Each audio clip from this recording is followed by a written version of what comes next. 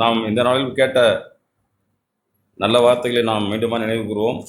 மெய்யாகவே ஆண்டவர் நம்மை சந்திக்கிறார். ஒரு வார்த்தையை நான் உபாகம் புஸ்தகம் 32ஆம் அதிகாரம், அங்கே பழைய ஏற்பாட்டில் இப்படி தேவ தூதனானவர் எழுதியிருக்கிறாரு.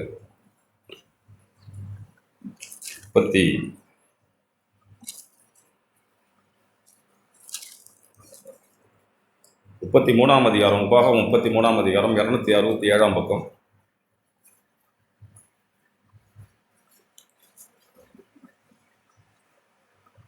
அதில் இப்படி இருக்க 2ஆம் வசனம், கர்த்தர் சீனாயிலிருந்து எழுந்தருளி சேயீரிலிருந்து அவர்களுக்கு உதயமானார்.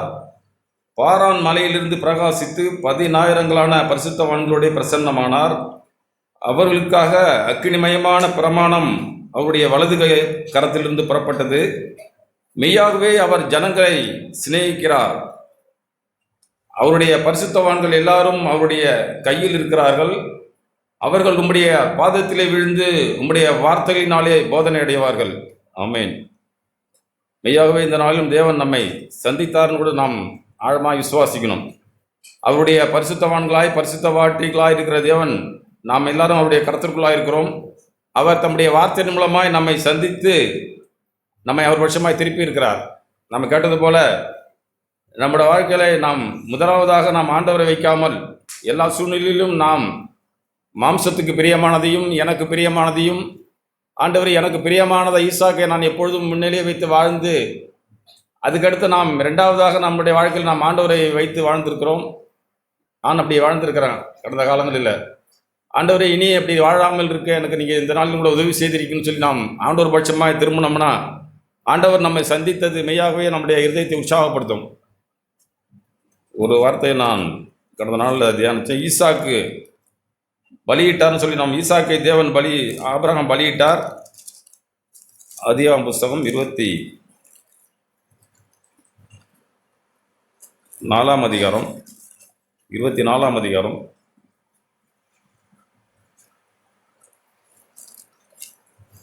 அங்கே ஆபிரகாம் ஈசாக்கை பலியிட்ட சம்பவத்தை நான் எத்தனை விதத்தில் கேட்டிருக்கிறோம்.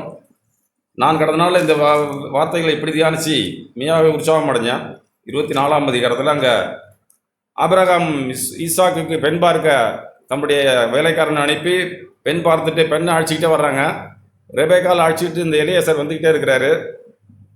இவர் ஈசாக்குக்கு மாப்பிள்ளையாக இருக்கிற எல்லாருக்கும் நமக்கு வரப்போகிற மனைவி மேலே சந்தோஷமாய் அவங்க எப்போ வந்துடுவாங்க, எப்படி வந்துடுவாங்க, சீக்கிரம் வந்துடுவாங்களான்னு நம்ம மணியை பார்த்து இந்த ரோட்டில் வராங்களா அந்த ரூட்டில் வராங்கன்னு சொல்லி நம்முடைய மனுஷிக யோசனைகள் வரதான் செய்யும்.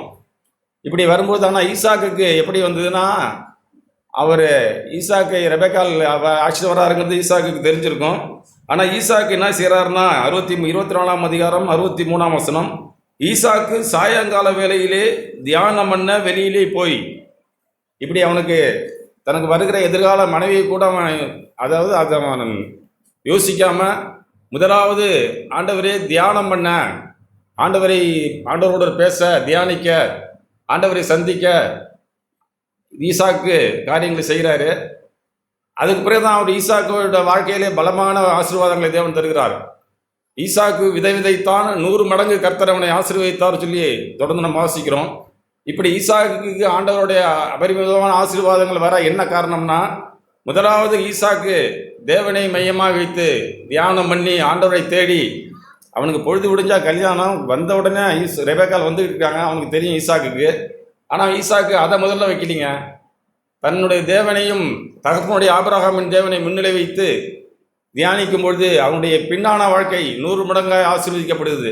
எத்தனையோ துறவுகளை ஈசாக்கு வெட்டுறாரு, எதிராளி வந்து துத்து போட்டுடுறாங்க. ஆனால் ஈசாக்கு கையிட்டு செய்கிற காரியங்கள்லாம் வாய்க்குது.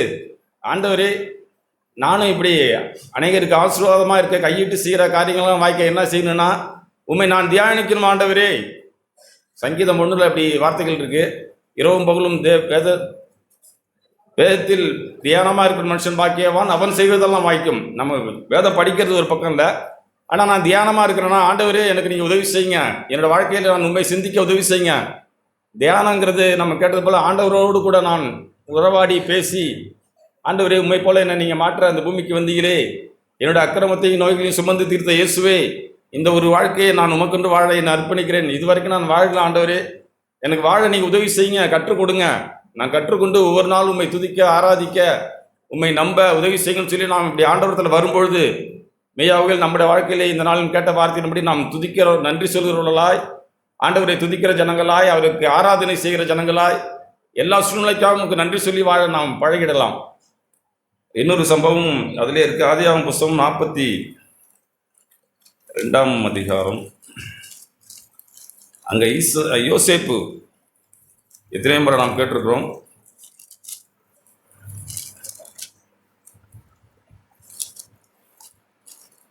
நாற்பத்தி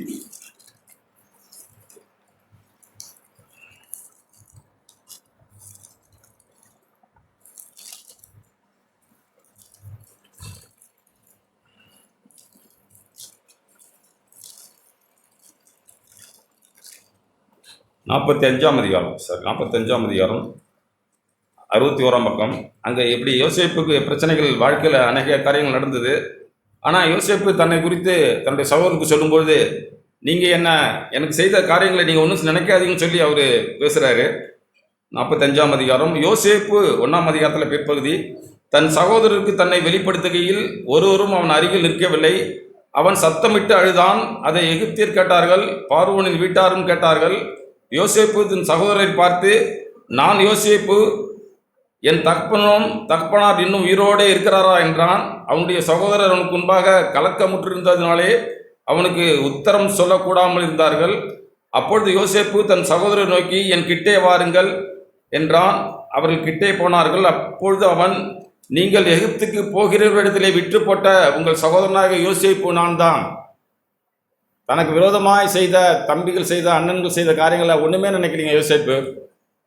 இப்படி நம்முடைய வாழ்க்கையில் நமக்கு விரோதமாய் யார் எது செய்தாலும், ஆண்டவரே நான் அதை மன்னிக்கிறேன், மறக்கிறேன் அப்படின்னு நான் இருத்துக்கிட்டு 5ஆம் வசனம், என்னை இவ்விடத்தில் வரும்படி விற்று போட்டதினாலே நீங்கள் சஞ்சலப்பட வேண்டாம். இப்படி நமக்கு வருகிற சூழ்நிலை மத்தியிலே, ஆண்டவரே நான் நெருக்கப்படுகிறேன், சோதிக்கப்படுகிறேன், எனக்கு வருகிற சூழ்நிலையை நான் சஞ்சலப்படுறேன்னு சொல்லி நாம் வருத்தப்பட வேண்டாம். அந்த வார்த்தையின்படி அது உங்களுக்கு விசனமாக இருக்க வேண்டாம். ஜீவ ரச்சனை செய்யும்படிக்கு தேவன் என்னை உங்களுக்கு முன்னே அனுப்பினார்.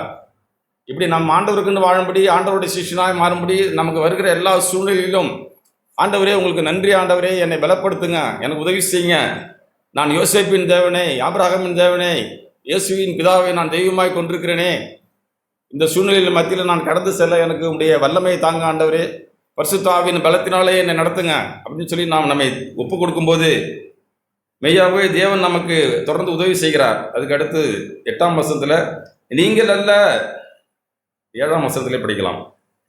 பூமியிலே உங்கள் வம்சம் ஒழியாமல் இருக்க உங்களை ஆதரிக்கிறதற்காகவும் பெரிய ரட்சிப்பினாலே உங்களை உயிரோடைய காப்பதற்காகவும் தேவன் என்னை உங்களுக்கு முன்னமே அனுப்பினார். நீங்கள் அல்ல, தேவனே என்னை விடத்திற்கு அனுப்பி என்னை பார்வோனுக்கு தகப்பனாகவும் அவர் குடும்ப அனைத்திற்கும் கர்த்தனாகவும் எகிப்து தேசம் முழுவதுக்கும் அதிபதியாகவும் வைத்தார். இப்படி நம்முடைய வாழ்க்கையில் தேவன் உன்னை செய்ய திட்டமிட்டு இருக்கிறார். நாம் மாத்திரம், ஆண்டவரே எல்லாவற்றுக்காகவும் ஸ்தோத்திரம் ஆண்டவரே, 1 தெசலோனிக்கேயர் புத்தகத்தில் எழுதியிருக்கு, நீங்கள் எல்லாவற்றிற்காகவும் நன்றி சொல்லுங்கள், ஸ்தோத்திரிங்கள், இப்படி செய்வதே நம்மை குறித்து தேவனுடைய சித்தமாக இருக்கிறது. ஆண்டவரே எல்லா சூழ்நிலைக்காக நன்றி ஆண்டவரே, நான் உங்களிடத்தில் கற்றுக்கொள்ள வந்திருக்கிறேன், எனக்கு மனத்தாழ்மையை முதல்ல தாங்க, நான் உங்களுடைய பாதத்தில் அமர்ந்து உண்மை விட்டு எடுபடாத நல்ல பங்கை தெரிந்து கொள்ள உதவி செய்யுங்க, என்னுடைய இருதயம் ஆவியோடும் உண்மையோடும் உண்மை தொழுது கொள்ள உதவி செய்யுங்க. அப்படி நம்முடைய இருதயத்தை நாம் தேவன் பட்சமாக திருப்பினா போதுங்க. நம்ம கேட்டது போல் ஈசாக்க ஆபிரகாம் முன்னாடி வச்சாரு. இப்போ நீங்களும் நானும் நம்முடைய வேலைகளையும் நமக்கு பிரியமானதையும் முன்னாடி தான் வச்சு வாழுறோம். ஆண்டவரே நான் இந்த நாளும் கேட்ட வார்த்தையின்படி எனக்கு பிரியமானது என்னன்றதை சொல்லும்போது அழுத்தமாக ஒரு வார்த்தை சொல்கிறாங்க. எல்லா வேலையும் நீங்கள் செய்து முடிச்சுட்டு, கிச்சனில் அடுப்படி வேலை, சமையல் வேலை செய்து முடிச்சுட்டு அப்புறம் என்ன செய்கிறீங்க? புருஷர்களாகிய நாம் எல்லா வேலையும் செய்து முடிச்சுட்டு ரெஸ்ட்டாக இருக்கும்போது அதுக்கடுத்து நான் என்ன செய்கிறேன்னா, ஆண்டவரே தேவையில்லாத காரியங்கள் சிந்திக்கிறேனே, ஆண்டவரே உமக்கு மகிமையை கொண்டு வர எனக்கு தெரியல, எல்லா வேலையும் முடிச்சுட்டு ரெஸ்ட்டாக போய் இருக்கிற அந்த நேரத்தில் நான் எனக்கு பிரியமானவனாக வாழ்கிறேனே, என்னை நீங்கள் மன்னிங்க ஆண்டவரே, உங்களுடைய சமூகத்தில் என்னை மீண்டுமாய் சேர்த்து கொள்ளுங்க. இந்த யோசேப்பை யாக்கோபு சந்திச்சோன்னு அவனுடைய ஆவியை உயிர்ப்பிக்கும். அதுபோல் ஆண்டவரே இந்த நாளிலும் எங்களுடைய ஆவியை உயிர்ப்பித்து ஒரு புத்துயிரான ஒரு வாழ்க்கையை நீர் எங்களுக்கு தந்து கொண்டே இருக்கிறீர்களே, அதற்காக ஸ்தோத்திரம் என்று சொல்லி நம்முடைய வாழ்க்கையை நாம் தேவன் பட்சமாய் திருப்பும் பொழுது மெய்யாவே பரிசுத்த ஆவியானவருடைய அந்த அக்கினி நம்மை அபிஷேகம் பண்ணுங்க. ஆண்டவரே நான் நேற்று வரைக்கும் மாறுபாடு உள்ள மனுஷனாக இருந்த ஆண்டவரே, உங்களுடைய வார்த்தையின்படி நான் மாற எனக்கு உதவி செய்யுங்க, அனுதினமும் மனம் திரும்ப உதவி செய்யுங்க, உம்மிடத்தில் வந்து என்னை அர்ப்பணிக்க உதவி செய்யுங்க அப்படின்னு சொல்லி நாம் ஆண்டவரை இப்படி ஆவியோடும் உண்மையோடும் நாம் தொழுது கொள்ள வந்தால் இப்படி தொழுது கொள்ளுகிற ஜனங்கள் மேல் ஆண்டவர் பிரியமா இருக்கிறார். எப்படி 1 கொரிந்தியர் 14ஆம் அதிகாரத்தில் பவுல் சொல்லுவார் பாருங்க.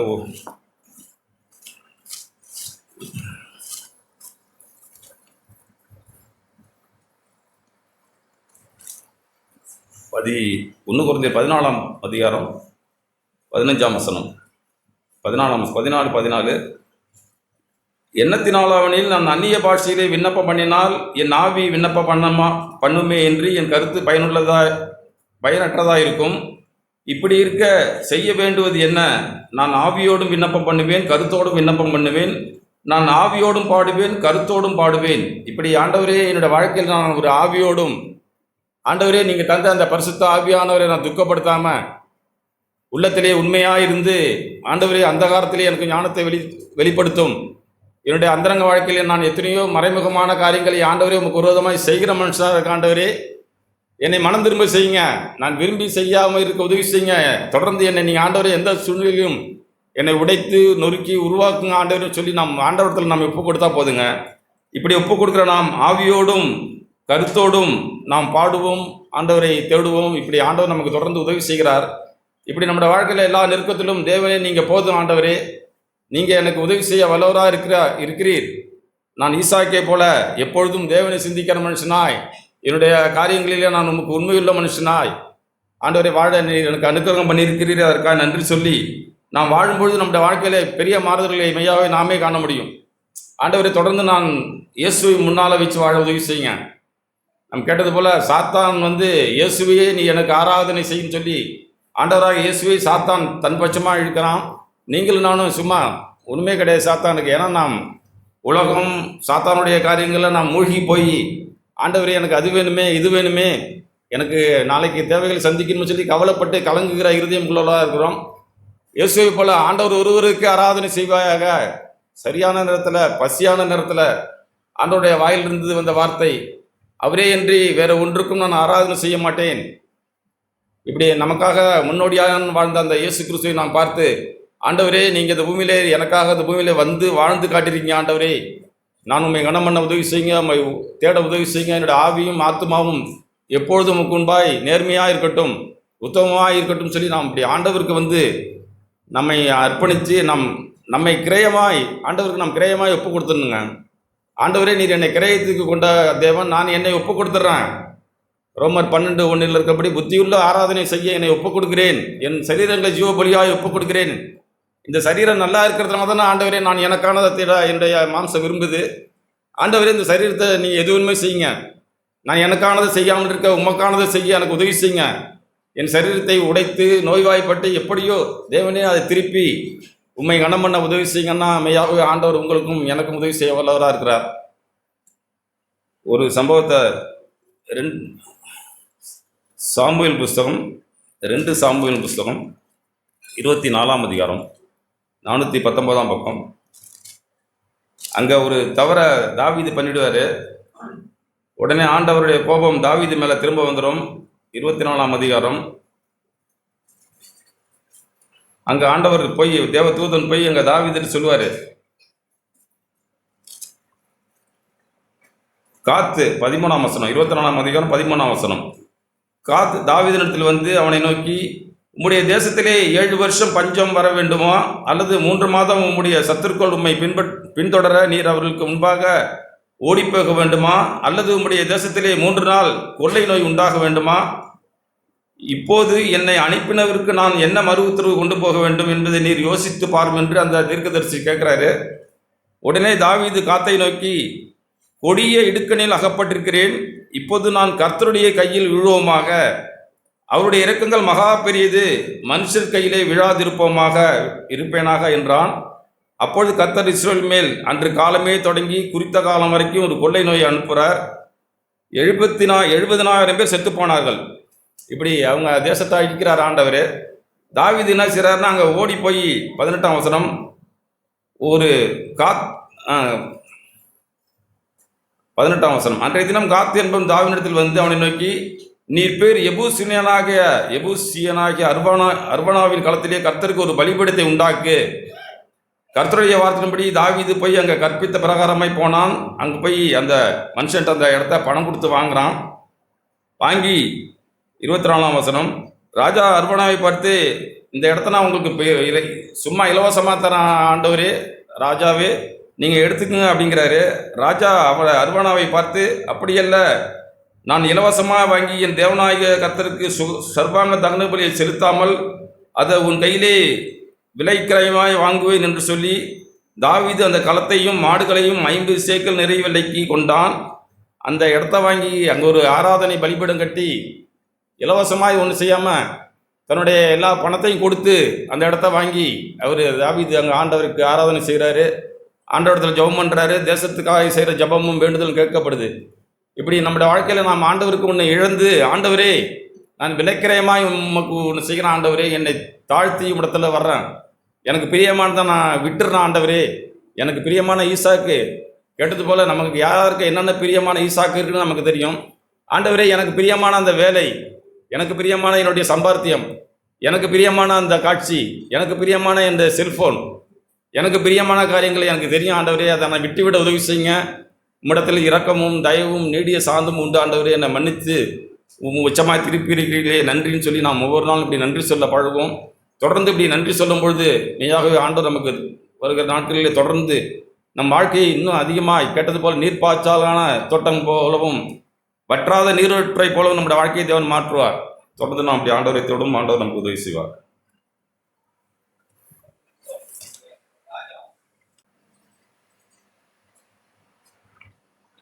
காலையிலேருந்து கேட்ட ஆண்டவருடைய ஜீவனுள்ள வார்த்தைக்காக நான் ஆண்டவருக்கு நன்றி செலுத்துகிறோம்.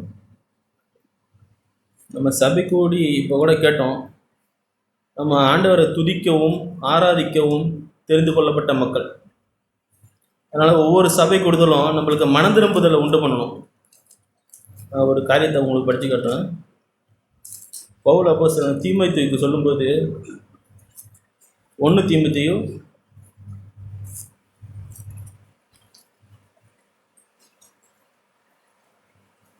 1ஆம் அதிகாரம் 18ஆம் வசனம் படிக்கிறான். குமாரனாகிய தீமோத்தேயுவே, உன்னை குறித்து முன் உண்டான தீர்க்கதரிசனப்படியே நீ அவைகளை முன்னிட்டு நல்ல போராட்டம் பண்ணும்படி இந்த கட்டளையை உனக்கு ஒப்புவிக்கிறேன். நீ விசுவாசமும் நல் மனசாட்சியும் உடையவனாயிரு அப்படின்னு ஒரு புத்தி சொல்கிறார். நம்ம அப்படி தான் ஒவ்வொரு சபை கூடும் பொழுதும் ஏதோ ஆண்டவருக்கு மட்டும் இல்லை, எனக்கு நான் இதை படிக்கும்போது ஆண்டவர் என்னோட அப்படி தான் பேசுனாங்க.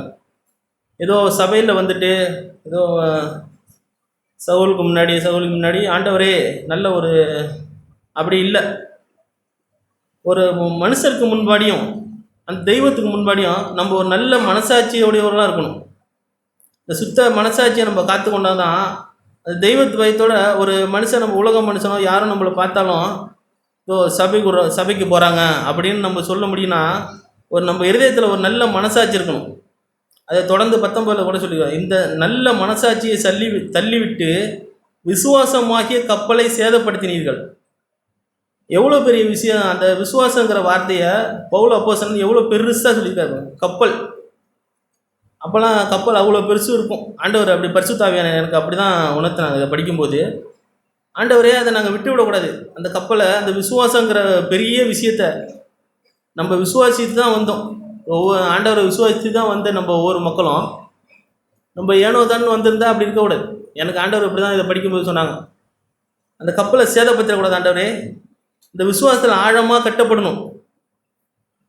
இன்னொரு வார்த்தை கூட பேதுரு சொல்லும்போது அதை நம்ம படிச்சுட்டு நம்ம வரலாம்.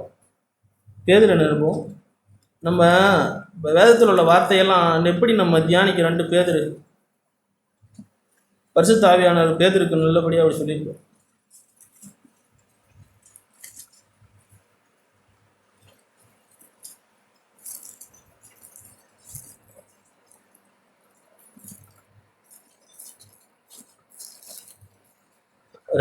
ரெண்டு பேதுரு 1:20, வேதத்தில் உள்ள எந்த தீர்க்க தரிசனமும் சுய தோற்றமான பொருளை உடையதா இராதென்று நீங்கள் முந்தி அறிய வேண்டும்.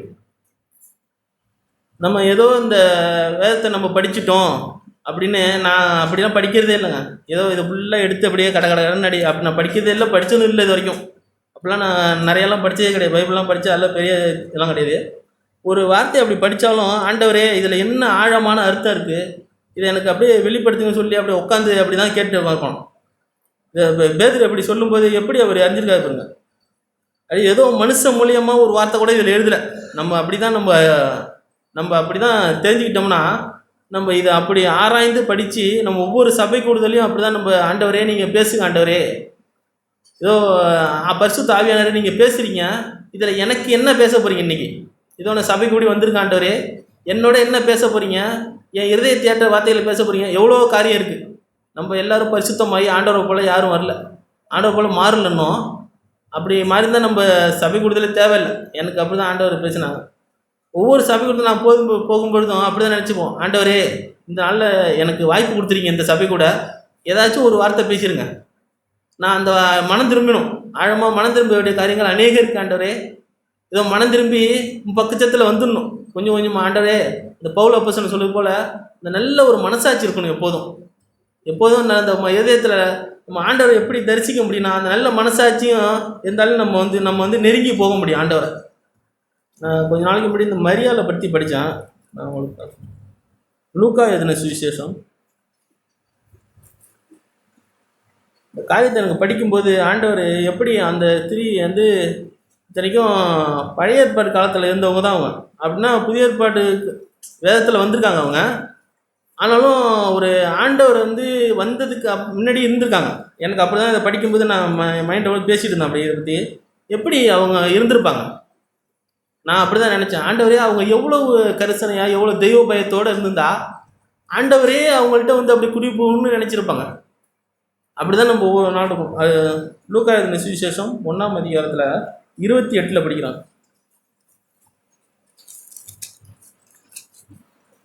அவள் இருந்த வீட்டில் தேவ தூதன் பிரவேசித்து, கிருபை பெற்றவளே வாழ்க, கர்த்தர் உன்னுடனே இருக்கிறார். நம்ம அப்படிதாங்க ஒவ்வொரு நாள் வரணும். எனக்கு அப்படிதான் ஆசையாக இருக்குது. ஆண்டவரே தாவீது சொல்கிறது போல் எதை வேணாலும் என் வாழ்க்கையில் எடுத்துருங்க ஆண்டவரே, உங்களுடைய கிருபை எடுத்துடாதீங்க, ஏன்னா அவ்வளோ பெருசு ஆண்டவரே. ஏதோ நாங்கள் நிர்மூலமாக இருப்பது உங்களுடைய சுத்த கிருபை ஆண்டவரே. அப்படி தொடர்ந்து படிச்சிங்கன்னா ஸ்திரீகளுக்குள்ளே நீ ஆசீர்வதிக்கப்பட்டவள் என்றான். அவளோ அவனை கண்டு அவன் வார்த்தையினால் கலங்கி இந்த வாழ்த்துதல் எப்படிப்பட்டதோ என்று சிந்தித்து கொண்டிருந்தாள். தேவ தூதன் அவளை நோக்கி, மரியாளே பயப்படாதே, நீ தேவனிடத்தில் கிருபை பெற்றாய்.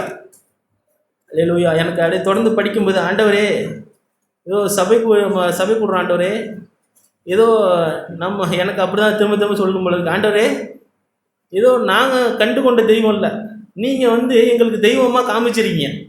ஏதோ அநேகருக்கு கிடைக்கல அந்த பாக்கியம். எவ்வளோ பேர் இருக்காங்க உலகத்தில், எவ்வளோ பேர் இருக்காங்க. நான் ஒவ்வொரு நாளும் பார்க்குறோம், யாரும் பார்க்காம இல்லை. நான் அநேக காரியங்களை கடந்து போகும்போது அப்படி தான் என்னை கேட்பாங்க பார்த்துட்டு, தம்பி நீ எந்த சபைக்கு போகிறேன்னு கேட்பாங்க. அது எனக்கு வந்து அவங்க கேட்குற நோக்கத்தை பற்றி எனக்கு தெரியும். ஆண்டவரே ஏதோ காரியம் பார்த்துருக்காங்க, இதெல்லாம் உமக்கு தான் ஆண்டவரே, உமக்கு தான் மகிமை, எனக்கு ஒன்றும் இல்லை ஆண்டவரேன்னு சொல்லி நம்ம உள்ளத்தில் அப்படி உண்மையாகவும் இருந்தால் தான் அப்படி காரியங்கள் அப்படி நம்மளுக்கு தோணும். அப்படிதான் இதை தொடர்ந்து நான் இதை படிக்கும்போது எனக்கு அப்படி தான் இருந்துச்சு. அது நீங்கள் தொடர்ந்து நீங்கள் வீட்டில் படித்து பாருங்கள். நான் அப்படியே அடுத்து 35 படிக்கிறேன். அது தொடர்ந்து படிச்சுட்டு, தேவதூதன் அவளுக்கு பிரதியுத்தரமாக, எதுக்கு சொல்கிறேன்னா அவங்க வந்து அப்படி காரியங்கள் அப்படி இருந்தாங்க, கிருபை பெற்றிருந்தாங்க. ஆனாலும் அவங்க வந்து பரிசுத்த ஆவியை பெறல.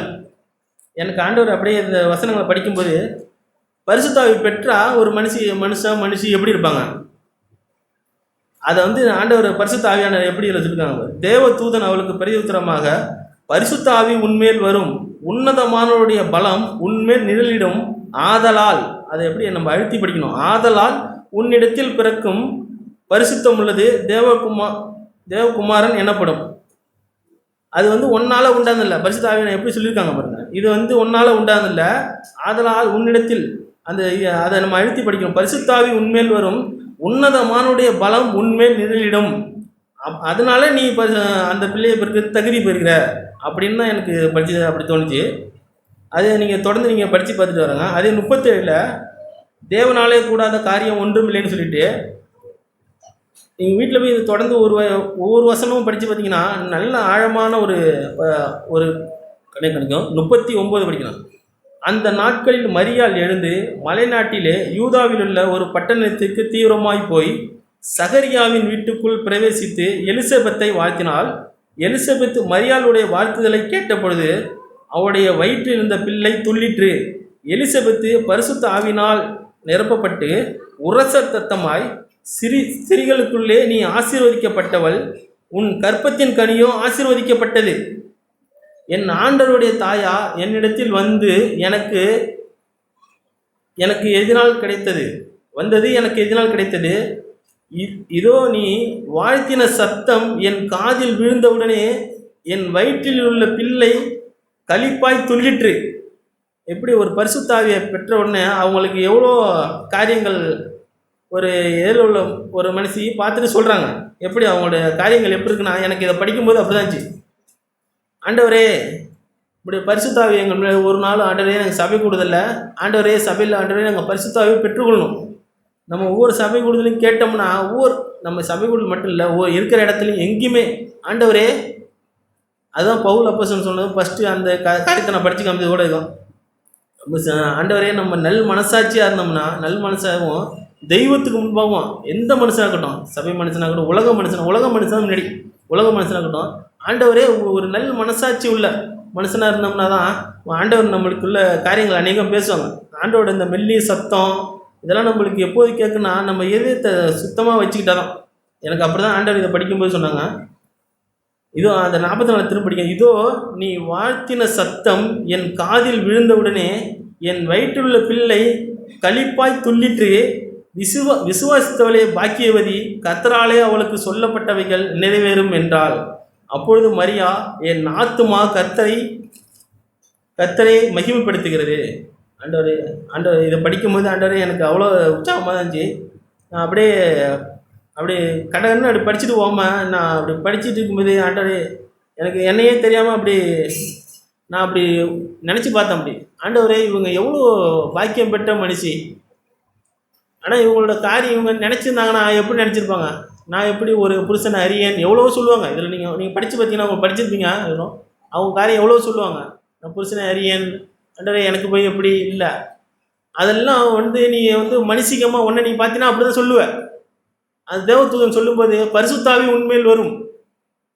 ஆதலால் அப்படி தான் ஆண்டவரே பரிசுத்தாவி வந்ததுன்னா நம்ம அதிகமாக நம்ம அப்படி தான் நம்முடைய காரியங்கள்லாம் அப்படி தான் இருக்கும். ஆண்டவருக்கு மகிமையா, தெய்வமே உமக்கு மட்டுமே ஒரு காரியத்தை கூட அவங்களுக்கு படிச்சுக்கணும்.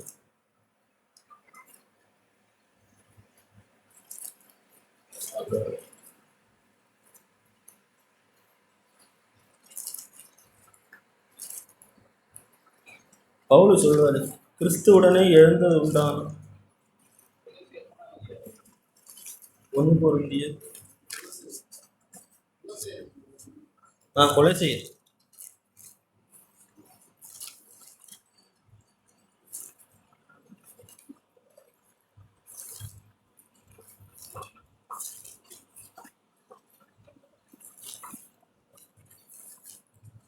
பக்கம் ம்.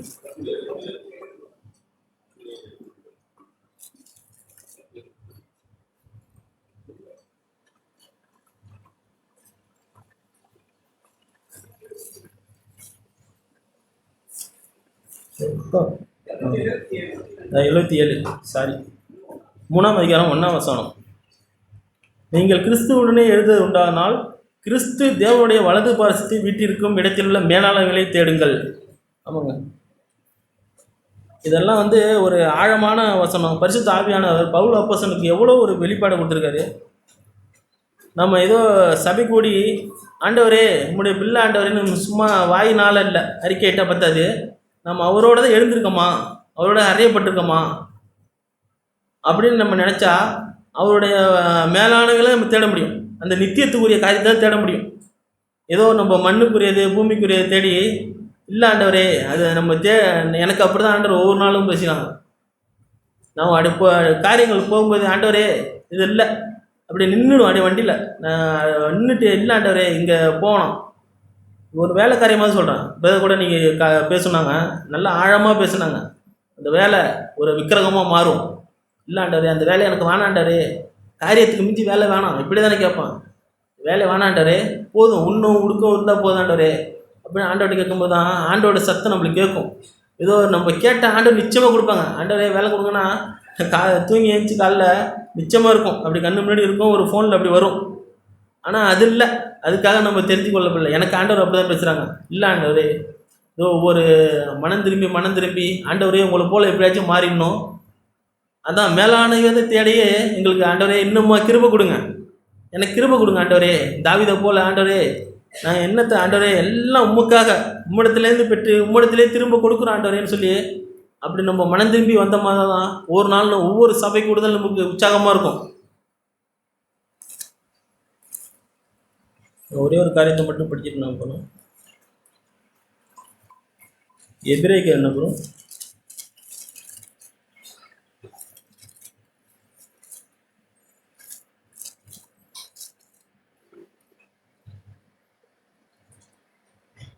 அநேக முறை இந்த வார்த்தையை படிச்சிருக்கோம். ஆனாலும் இந்த வார்த்தையெல்லாம் ஆண்டவரே, அதான் பேதுரு சொல்கிற மாதிரி பரிசுத்த ஆவியானோட வார்த்தை எவ்வளவு வல்லமையானதுன்னு சொன்னால் நம்ம நிதானிச்சாதான் அப்படி நம்ம ஆழமாக நம்ம நிதானிக்க முடியும். 4:12 எபிரேயர் 4:12 தேவனுடைய வார்த்தையானது ஜீவனும் வல்லமையும் உள்ளதாயும் இருபுறமும் கற்குள்ள எந்த பட்டயத்திலும் கற்குள்ளதாயும் ஆத்துமாவையும் ஆவியையும் பிரிக்குதா. நம்ம தாங்க பார்க்கணும். இதை படிச்சுட்டு அப்படியே போயாம ஆண்டவரே பிரிக்குதா ஆண்டவரே, ஒவ்வொரு சபைக்கு பிரிக்குது. நம்ம அப்படி அதான் நான் சொன்ன போல் ஒவ்வொரு சபையோட மனம் திரும்பி வந்தோம்னா நம்ம ஆவியும் ஆத்துமாவையும் ஆண்டோட வார்த்தை நிச்சயமாக பிரிக்கும். அப்படி இல்லைன்னா நம்ம ஏதோ கடினப்பட்டு போயிருக்கோம். யாத்திராமம் படிச்சிங்கன்னா தெரியும் உங்களுக்கு. யாத்திராமத்தில் அவருடைய இருதயம் கடினப்படுத்திருப்பார், ஆண்டவரே கடினப்படுத்திருப்பார். ஜனங்களை அப்படி விடாதபடிக்கு, அவருடைய பேர் எனக்கு ஞாபகத்துக்கு இல்லை, அது இருதயம் கடினப்பட்டு போயிருப்பார். பார்வோனுடைய இருதயத்தை ஆண்டவர் அப்படி கடினப்பட்டு போயிருப்பார். ஆண்டவர் நம்மளும் அப்படி தான் கடினப்பட்டு போக முடியும். ஆனால் சபை கூட முடியும், எல்லா காரியங்களும் எல்லாம் செய்ய முடியும். ஆனால் இருதயம் கடினப்பட்டு போயிருக்கோம், அது நம்மளாலே உணர முடியாது. அப்போ நம்ம ஒரு சபை கூடுதல் நம்ம ஆழமான நினைச்சு வரணும்னா ஆண்டவரே காலைல கேட்டது போல், ஆண்டவரே இன்றைக்கி சபைக்கு போயிருக்கேன், இதை தாங்க அதை தாங்க அப்படின்னு நம்ம கேட்க வேணாங்க. எனக்கு ஆண்டவர் அப்படி தாங்க சொல்கிறாரு. நம்ம அப்படி கேட்க வேணாம். நம்ம அதுக்காக நம்ம தெரிந்து கொள்ளப்பட மற்ற மக்கள் இல்லை. அதுக்காக நம்ம நிச்சயமாக அதுக்காக நம்ம தெரிந்து கொள்ளப்படவே இல்லை. ஆண்டவரே ஆவியை கணுக்கையும் ஆத்துமாவையும் ஆவியையும் ஆண்டவரே நீங்கள் பிரிக்கணும். ஆண்டவரே இந்த நாளில் வந்திருக்கோம் ஆண்டவரே, நீங்கள் பிரித்து ஆண்டவரே எங்களுடைய கழிப்பு நீங்கள் பேசுங்க அப்படின்னு சொல்லி நம்ம வந்தால் தான் காரியங்கள் நம்மளுக்கு விளங்கும். அதே தொடர்ந்து படித்த அவருடைய பார்வைக்கு மறைவான சிருஷ்டி ஒன்றுமில்லை, சகலமும் அவருடைய கண்களுக்கு முன்பாக நிர்வாணமாயும் வெளியரங்கமாயும் இருக்குது, அவருக்கே நாம் கணக்கு ஒப்புவிக்க வேண்டும். என்ன ஆண்டவருடைய வார்த்தை எவ்வளோ பெருசு. ஆண்டவரே எந்த மனுஷனுக்கு நம்ம பயப்படணும்? நம்ம இந்த வார்த்தையெல்லாம் படித்தோம்னா எந்த மனுஷனுக்கு நம்ம பயப்படணும்? ஒன்றுமே இல்லை. ஆண்டவரே அதுதான் பவுல் அப்போஸ்தலன் சொல்கிறது தான், அவர் மூலியமாக பசுத்தாவியானவர் சொன்னது தான் சரி. நம்ம நல் மனசாட்சியோடு இருந்தோம்னா ஆண்டவரே உங்களுக்கு தானே கணக்கு ஒப்பிக்கணும், எந்த மனுஷனுக்கு நான் பயப்படணும்னு சொல்லிட்டு நம்ம அப்படி தான் ஆண்டவருக்காக ஒரு தெய்வ பயத்தோடு ஓட முடியும். இந்த வாழ்க்கையில், இந்த கிறிஸ்தவ வாழ்க்கையை நம்ம ஸ்திரமாக எப்படி ஓட முடியும்னா ஒரு நல் மனசாட்சி இருக்கணும், ஒரு தெய்வ பயம், அது ஆட்டோமேட்டிக்காக வரும். ஆண்டவரே உலகத்தான் எனக்கு இருக்குங்க, நான் எவ்வளோ உலகத்தெல்லாம் பார்த்து நான் வெறுத்து போயிருக்கேன், ஆண்டவரே இவரை ஏன் நீங்கள் தெரிஞ்சுக்கல ஆண்டவரே அப்படின்னு சொல்லி நான் திரும்ப கேள்வி கேட்குற மாதிரி கேட்பான். எவ்வளோ உத்தமமாக இருப்பாங்க. ஒரு நம்ம சும்மா பெருசாக பேசிகிட்டு இருக்காங்க, ₹1 காசு நாங்கள் சும்மா இட்டுக்கட்டெலாம் சொல்ல, ஒவ்வொரு நாளும் நேர்த்தி கூட அவரோட பார்க்கலாம். எவ்வளோ நேர்த்தியாக இருப்பாருங்களா. அவர் மனைவிடத்துலையும் சரி அவ்வளோ இடுக்கமான நேரத்தில் இருந்துட்டு போயிரு. மனைவிட்டு ஃபோன் பண்ணும், சொல்லுமா ஆண்டவரே இது எப்படி ஆண்டவரே, இத்தனைக்கு தெய்வத்தை அறியாத மனுஷன் கல்லில் கையெடுத்து கும்பிட்றாரு, எப்படி ஆண்டவரேன்னா அதனால தான் நீங்கள் இவரை தெரிஞ்சுக்கலையோ அப்படின்னு சொல்லி நான் எனக்குள்ளே அப்படியே ஒரு 2 நிமிஷம் அப்படி கேள்வி கேட்டு பார்ப்பேன். ஆண்டவரே இந்த ஞானம்லாம் எங்களுக்கு எங்கே ஆண்டவரே வரல, இத்தனைக்கு நாங்கள் பெரிய பரிசுத்தம் வாங்குகிறோம், சபை கூடுறோம், ஆண்டவரே ஜீவனுள்ள தெய்வ மூலியமே கும்பிட்றோம் ஆண்டவரேன்னு சொல்லி நான் என்னையும் நான் கேட்டு பார்ப்பேங்க. வெளியரங்கமாக இருக்குது, அவர் ஒருவருக்கே கணக்கு நான் ஒப்புவிக்கணும். அதே தொடர்ந்து 5 படிக்கணும். நம்முடைய பலவீனங்களை குறித்து பரிதபிக்கக்கூடாத பிரதான ஆசாரியர் நமக்கிராமல் எல்லா விதத்திலும் நம்மை போல சோதிக்கப்பட்டும் பாவம் இல்லாதவராக இருக்கிற பிரதான ஆசாரியர் நமக்கு இருக்கிறார். நம்ம ஒரு தைரியத்தை கொடுத்துருக்காங்க பரிசுத்த ஆவியானவர். ஆண்டவரே, தெய்வம் அப்படி இறங்கி வந்து நம்மளுக்கு எவ்வளவோ உதவி செஞ்சுட்டு அப்படி காரியங்களை முன்வைத்து போயிருக்காங்க. அவருடைய அடிச்சோட நம்ம பின்தொடரணும். அதான் நம்ம வேதம் அப்படி தான் நம்மளுக்கு பரிசுத்த ஆவியானவர் அப்படி தான் எழுதி ஒரு வார்த்தையும் அப்படி தான் எழுதியிருக்காங்க.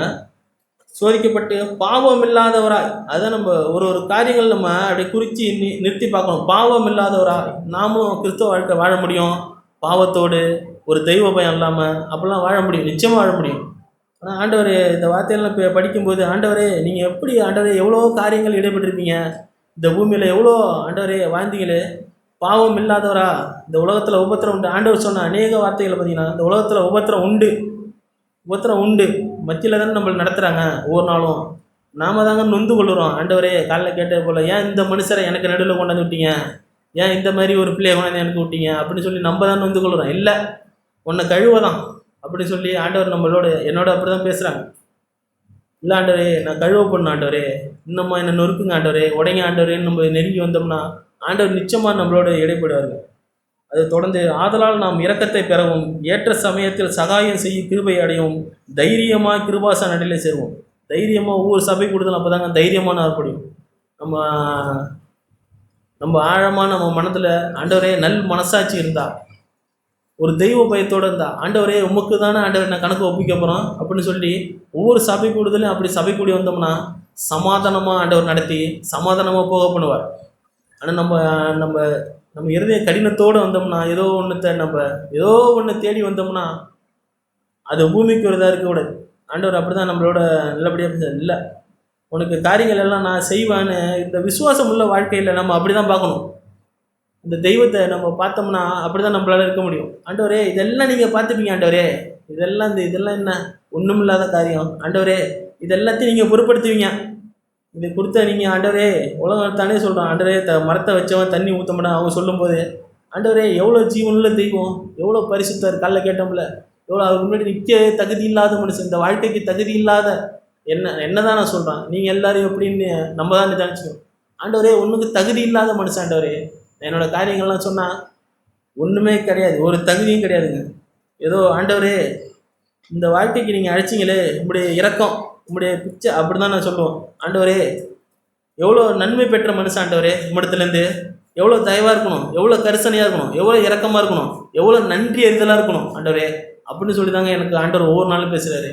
அப்படி தான் நான் இந்த வார்த்தைகள்லாம் படித்து, ஆண்டவரே வருங்கால நல் மனசாட்சியும் சுத்த இருதயத்தையும் காத்துக்கொள்ள ஆண்டவரே எனக்கு பரிசுத்த ஆவியானவரே எனக்கு உதவி செய்யுங்கன்னு சொல்லிட்டு ஆண்டவர்கிட்ட நான் அப்படி தான் ஒவ்வொரு நாளும் பரிதவிச்சு கேட்குறேன். ஆண்டவர் எனக்கு உதவி செய்வார்னு என்னோட நம்பிக்கையை சுவாத்தியாக கேள்வி.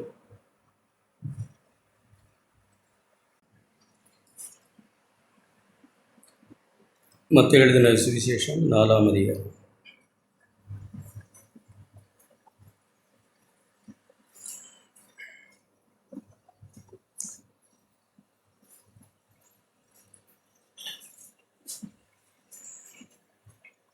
முதலாவது 10ஆம் வசனம். முதலாவது உன் தேவனாகிய கர்த்தரை பணிந்து கொண்டு. முதலாவது என்ற வார்த்தை இங்கே நம்ம தமிழ் பைபிளில் இல்லைன்னு நம்ம கேட்டோம்.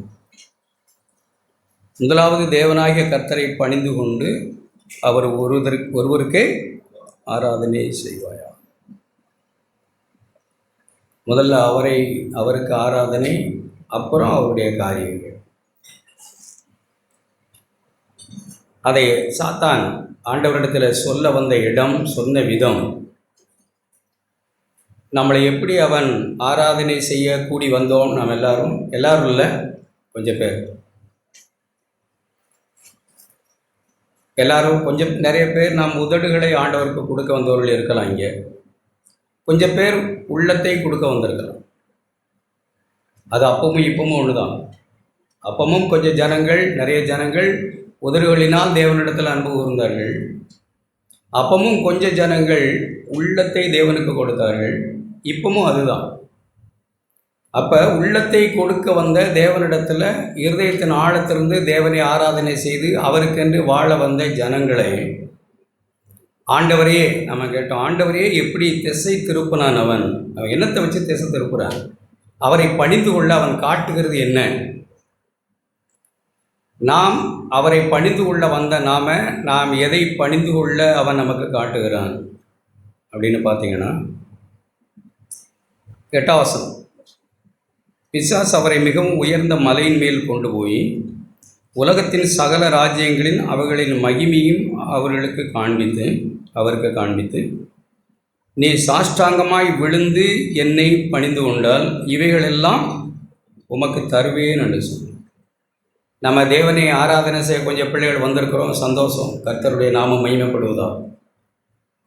அப்படி வந்த ஜனங்கள் மத்தியில் ஆண்டவர் முழு இருதயத்தோடும் முழு பலத்தோடும் தேவனை ஆராதனை செய்ய வந்தவர் தான் இந்த பூமியில், அவர் ஒருவருக்கே. ஆனால் அவரிடத்துல அவன் காண்பித்தது என்னன்னா, உலகத்தின் சகல ராஜ்யங்களையும் அவைகளின் மகிமையும் அவருக்கு காண்பித்து. நான் ஒரு முறை ஒரு பெரிய பட்டணத்துக்கு போயிருந்தேன். என்னை போகும்போதே சொல்லித்தான் அனுப்பியிருந்தாங்க. அங்கே நிறைய பேர் பாக்கெட்லாம் என்னது பிட் பாக்கெட் அடிச்சிருவாங்க, பணத்தெல்லாம் பத்திரமா வச்சுக்கோங்க. அப்போ மொபைல் இல்லை, பத்திரமா பணமெல்லாம் வச்சுக்கங்கன்னு நானும் ரொம்ப ஜாக்கிரதையாக வெறும் பேப்பராக எடுத்து பாக்கெட்டில் வச்சுக்கிட்டு பணத்தை எல்லாம் வேறு பாக்கெட்டுக்குள்ளே வச்சு நான் வச்சுக்கிட்டு அப்படி தான் போனேன். அப்படி போய்கிட்டு இருக்கும்போது ஒரு இடத்துக்கு அப்படி போய்கிட்டு இருக்கும்போது ஒருவர் எனக்கு முன்னாடி ஒரு 10 ரூபா நோட்டை கீழே போட்டுட்டு, சார் பணம் விழுந்துருச்சுன்னு சொன்னார். அப்படியே குனிஞ்சு எடுத்தேன் பாருங்க, இந்த பாக்கெட் இருக்கிற அப்படியே எல்லாத்தையும் எடுத்துகிட்டு போயிட்டாங்க டக்குன்னு. எனக்கு முன்னாடி போனவர் 10 ரூபாயை போட்டுட்டு, சார் உங்கள் பாக்கெட் இருந்து 10 ரூபா விழுந்துட்டுன்னு சொன்ன உடனே அந்த நம்ம பணம் விழுந்துருச்சுன்னு நான் குனிஞ்ச வேகத்துக்கு அப்படியே பாக்கெட் இருந்த எல்லா பேப்பரையும் எடுத்துட்டாங்க. வெறும் பேப்பர் தான், வேறு எதுவுமே நான் வைக்கல. எப்படிப்பட்ட தந்திரசாலிகளாய் மனுஷர் இருக்கிறாங்க. இன்னொரு முறை அதே போன இடத்துல தான் இன்னொரு முறை, இதெல்லாம் எனக்கு ஏற்கனவே சொல்லி தான் அனுப்புனாங்க. சும்மா அதெல்லாம் உண்மையாகவே நான் எவ்வளோ பேதையாக இருந்தேன்னு விளங்கிக்கிறேன். இப்படி போய்கிட்டே இருக்கிறோம். நாம் போய்கிட்டு இருக்கும்போது இப்படி ஒருத்தர் காதில் யாரோ சுண்டுற மாதிரி படுது. இப்படி திரும்புகிறோன்னா பாக்கெட்டில் கையை விட்டாங்க. ஒன்றும் இல்லைங்க, பாக்கெட்டில் கவனம் இருக்குது, நமக்கு ரொம்ப கவனம் இருக்குது. பணத்தில் ரொம்ப கவனம் இருக்குது நமக்கு. நம்மளை எப்படி தப்பு செய்ய, எப்படி நம்ம எதை காண்பித்து நம்மிடத்திற்கு திருடுறாங்க, ஆராதனையை திருடுறாங்க. சாத்தான் எப்படி நமக்குள்ளே இருக்கிற டெடிகேஷனை, ஆராதனையை, நமக்குள்ளே இருக்கிற அர்ப்பணிப்பை, தேவனுக்கென்று வந்த நம்மை எப்படி திசை திருப்புறான். சொற்ப பணம் போதும், பெரிய பெரிய இதெல்லாம் நமக்கு காட்ட தேவையில்லை. 50 ரூபா போதும் நம்ம ஆராதனையை இழக்க. அப்படியே நம்ம திசை திருப்பி விட்டு அதுக்கு பின்னாடி குனிஞ்சிக்கிட்டு நிற்க. நம்மிடத்துல என்ன களவு போகுது. உண்மையாக நான் என்னமாவது அதிகமாக பணம் ஏதாவது வச்சுருந்தேன்னா பஸ்ஸுக்கு ஐயான்னு இருக்கணும். நான் பணத்தை அடிச்சுட்டாங்க, எனக்கு எதாவது கொடுங்க, நான் ஊருக்கு போகணும், நிற்கணும். ஆண்டவரிடத்தில் அவன் எதையோ பூத்து போன ப்ரெட்டு, ஏதோ வீணாக போனதெல்லாம் காட்டலை. ஆராதனை செய்ய வந்த மக்களிடத்தில் ஏதோ பூத்து போனது, இந்த உலகத்தில் ஒன்றும் உபயோகம் இல்லாது, பழைய இரும்பு தகரம் அப்படி இல்லை. என்ன எழுதியிருக்கு? உலகத்தின் ராஜ்யம் அவைகளின் மகிமை.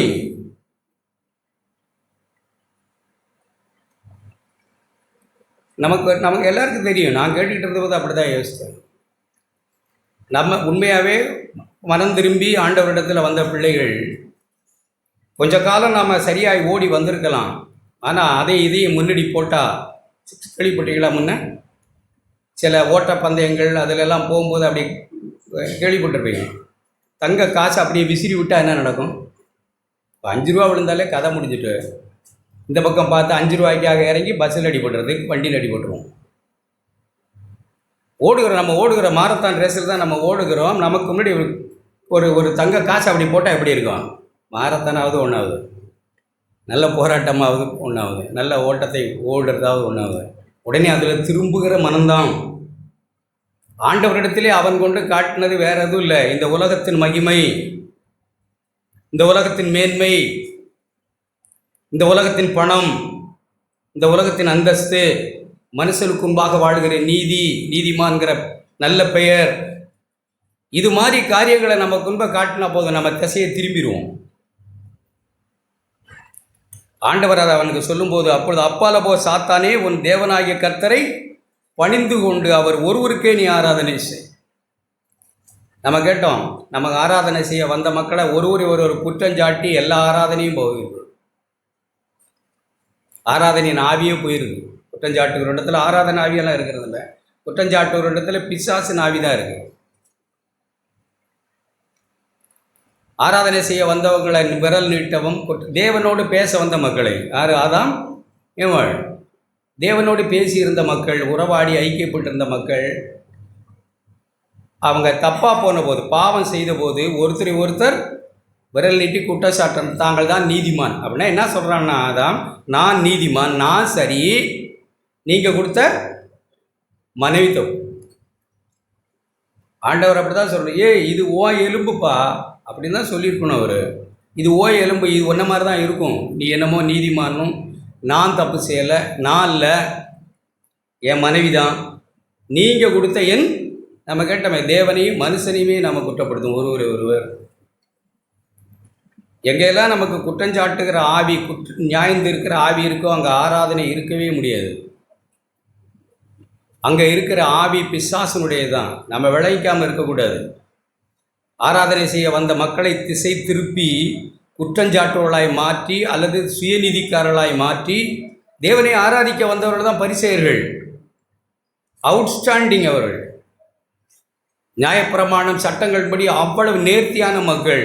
ஆனால் தெய்வமே முன்னே நின்னபோது என்ன சொன்னாங்க? கை நீட்டு தான் செஞ்சாங்க, விரல் நீட்டு தான் செஞ்சாங்க. ஆராதனை ஆவியெல்லாம் அவங்க இடத்துல போயிட்டுது. ஆனால் பாவிகளும் நீசர்களுமான மக்கள் நம்ம கேட்ட மாதிரி யோவான் 4 அத்தனை புருஷனோடு வாழ்ந்த பெண், அவளோடு ஆண்டவர் பேசினாங்க. பாவியோடு தேவனை ஆவியோடு உண்மையோடும் தொழுது கொள்ள நீயும் முடியும், நீயும் தேவனை ஆவியோடு உண்மையோடும் தொழுது கொள்ள முடியும் அப்படின்னு அவளுக்கு ஒரு நேர்மையை உண்டு பண்ணி அவளை மனம் திரும்ப செய்து தேவனை ஆவியோடு உண்மையோடும் தொழுது கொள்ள மக்களோடு தேவனை அவளையும் சேர்த்தார். ஆனால் எத்தனையோ நீதிகளை செய்த நீதிமான்கள் அந்த ஆராதனையில் பங்கு பெற முடியல. காரணம் அவர்கள் விரல் நீட்டுகிறவர்கள், குற்றஞ்சாட்டுகிறவர்கள், சுயநீதிக்காரர்கள் தேவனை ஆராதிக்கவே முடியாது. தேவனை ஆராதிக்கிறவர்கள் தேவ நீதி அடைந்த மக்கள். நம்ம கேட்டோம், அப்போ அருணாசலம் பேசும்போது எனக்கு ஒன்று பளீர்னு பட்டது. ஆதியாகமம் புஸ்தகம்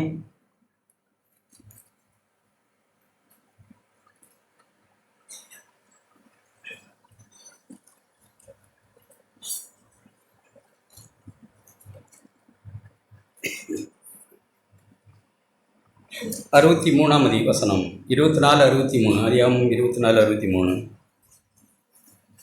ஈசாக்கு சாயங்கால வேளையிலே தியானம் பண்ண வெளியிலே போயிருந்துன்னு எழுதியிருக்கு.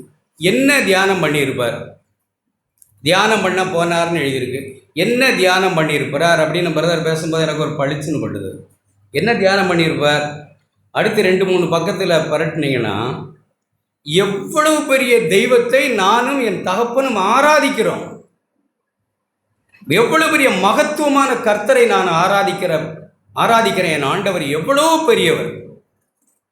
என் தகப்பன் பலியிட என்னை அழைச்சிக்கிட்டு போனாங்க, என் மேலே கழுத்தில் கத்திய போட கத்தியை தூக்குனாங்க, பிள்ளையாண்டன் மேல் கத்தியை போடாதே என்று சொல்லி எனக்கு பதிலாக ஒரு ஆட்டை பலியிட்டு எவ்வளவு பெரிய ரட்சிப்பை தந்த தெய்வம் என் ஆண்டவர், என் தேவன். எவ்வளவு மகத்துவமானவர், வல்லமையானவர். அந்த ஆடு எப்படி அங்கே வந்தது? 3 நாள் பிரயாணத்துக்கு போந்த அந்த மலையில், ஆண்டவரே நீர் எவ்வளவு பெரியவர், எவ்வளவு பெரிய தேவனை நான் ஆராதிக்கிறேன், எனக்கு ஒரு பெண்ணை, எனக்கு ஏற்ற துணையை தருகிறது எவ்வளவு பெரிய நிச்சயம் ஆண்டவரே. சிலுவையில் சொந்த மகனையே தந்த ஆண்டவர் நீங்க. சொந்த குமாரனுக்கு ஆதரவு தெரிவிக்காமல் அவரை கைவிட்டு என்னை சேர்த்து கொண்ட மகாதேவன், பரிசுத்த தேவன், எவ்வளவு அன்புள்ள இரக்கமும் தயவுள்ள கர்த்தர் நீங்க. அப்படி ஒரு தியானம் இருக்கா? ஈசாக்கு என்ன தியானம் பண்ணியிருப்பார்? கருப்பாக இருக்குமோ, சிவப்பாக இருக்குமோ, நிறையா போட்டிருக்குமோ, போட்டிருக்காதோ, கால் இப்படி இருக்குமோ, கை இப்படி தான் தியானிச்சிருப்பார். இயேசுவே இயேசுவே, இந்த ஆள் எதையாவது அழைச்சிட்டு வந்துட போகிறான், எதையாவது அழைச்சிட்டு வந்துட போகிறான், அப்படியா? அதான் தியானிக்க போனாரா? அவர் தியானிக்க போனது தேவனை. நான் எவ்வளவு பெரிய சர்வ வல்லவரை தியானிக்கிறேன். ஆண்டவர் என் தகப்பனுடைய தேவன், எவ்வளவு பெரிய வல்லமுள்ள தேவன் என் ஆண்டவர். அவருக்கு நன்றி சொல்லி அவருக்கு ஆராதனை செய்துகிட்டு இருந்தார். வந்தது யாரு? வந்தது யாரு? ரெபேக்கா. ரெபேக்கா பற்றி எப்படி எழுதிக்குவேன்? ரூபவதி. தேவனுடைய ரூபத்தை கண்டா போதும். தேவனுடைய ரூபத்தை நம்ம காணணும், அப்படி அழகாக காணணும். சிலுவையிலே அவர் நமக்கு செய்த அந்த மேன்மையை நம்ம பார்க்கணும். அவருடைய பரிசுத்தத்தை, அவர் அழகை நாம் அப்படி தான் பார்க்க தியானிக்க வந்திருக்கோம். பணத்தை இல்லை, மனுஷர்கள் அல்ல, சொந்த பந்தத்தை இல்லை. வந்தோம், நல்லபடியாக தான் நம்ம வந்து நுழைஞ்சோம், எல்லாரும் சந்தோஷம். ஆனால் இங்கே வந்த பிறகு தாங்க எல்லாமே முளைக்குது. தியானம் கெடுது, கிறிஸ்துவை பற்றிய தியானம் கெடுது. இங்கே வந்த பிறகு தான் உலக மகிமை, மேன்மை, அவங்களை இவங்களையும் பார்க்குறோம். அந்த மகிமைக்கு பின்னாடி அதில் விழுந்துடுறோம். நம்முடைய ஆராதனை சாத்தானுக்கு போயிடுது. நம்ம யாரை ஆராதிக்கிறோம்னே நமக்கு தெரியாமலே நம்ம மயங்கி போயிடுறோம். ஒரு சிலருக்கு நம்ம யாரை ஆராதிக்கிறோம்னே தெரியறதில்ல. இங்கே வந்து ஏதோ நம்ம செய்கிறதுன்னு நம்ம நினைக்கிறோம். இல்லை, நம்ம தனிப்பட்ட இடத்த நம்ம கேட்டோம்ல, தனிப்பட்ட வேளையில் நம்ம யாரை ஆராதிக்கிறோங்கிறது தான் அவர் பார்க்குறார். நம்முடைய குறைகள் நமக்கு தெரியும். காலையில் எழுந்த உடனே நம்முடைய சிந்தனையில் என்ன வருது? அதுதான் நம்முடைய விக்கிரகம். எழுந்த உடனே நான் பார்த்து எத்தனையோ முறை பார்த்துருக்கேன். காலையில் எழுந்த உடனே நமக்கு முதல்ல தோன்றுகிற ஒரு செய்கிற காரியம் காஃபி. வேண்டான்னு சொல்லு. காஃபி குடிக்கலைன்னா அப்படியே கிறுக்கே பிடிச்சிடும் மாதிரி. அதுதான் தெய்வம். காலையில் எழுந்த உடனே நான் பார்க்குறத சொல்கிறேன். கதவை திறந்தால் அப்படி அந்த பூவில் இருக்கிற செடியில் இருக்கிற பூ அதில் அப்படியே போயிடுது. இன்னைக்கு காலையில் எழுந்த உடனே பெருக்குமாறு எடுக்கிறேன் கையில். எல்லாம் நல்லது தான். ஆனால் கொஞ்ச நேரம் அந்த ஆண்டவரிடத்தில் இருதயத்தை கொடுக்கலாமா? அவரை முதல்ல தியானிக்கலாமா? காலையில் எந்திரிச்ச உடனே இன்னைக்கு என்ன சமையல்? காலை சாப்பாடே முடியலை, மத்தியானத்துக்கு என்ன?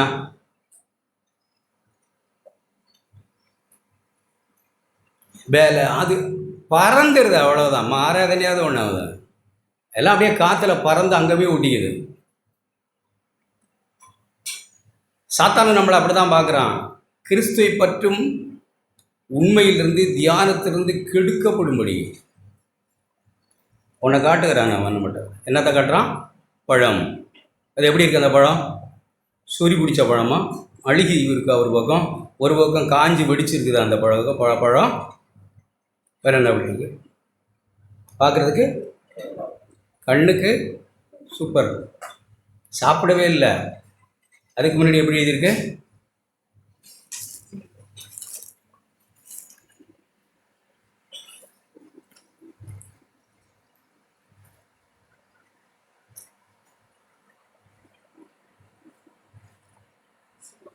ஆறாவசனம். புசிப்புக்கு பார்த்த உடனே அதை சாப்பிட்றதுக்கு நல்லதுன்னு முடிவு பண்ணுற அளவுக்கு நம்முடைய இதே தியானம் ஆகுது. நீங்கள் பார்த்துருக்கீங்களா? இப்போ அப்படியே விளைவிக்கிற மாதிரி தெரியல. ஹோட்டல்லாம் பார்த்தீங்கன்னா மினு இருக்கும், சிவப்பா. எல்லாத்துலேயும் ஒரு ஆர்டிஃபிஷியலாக கலர் சேர்த்து அப்படி மீன் வறுத்திருந்தா, குழம்பு இருந்தால் அப்படியே ஒரு டிஷ் ஒரு மாதிரி. அதை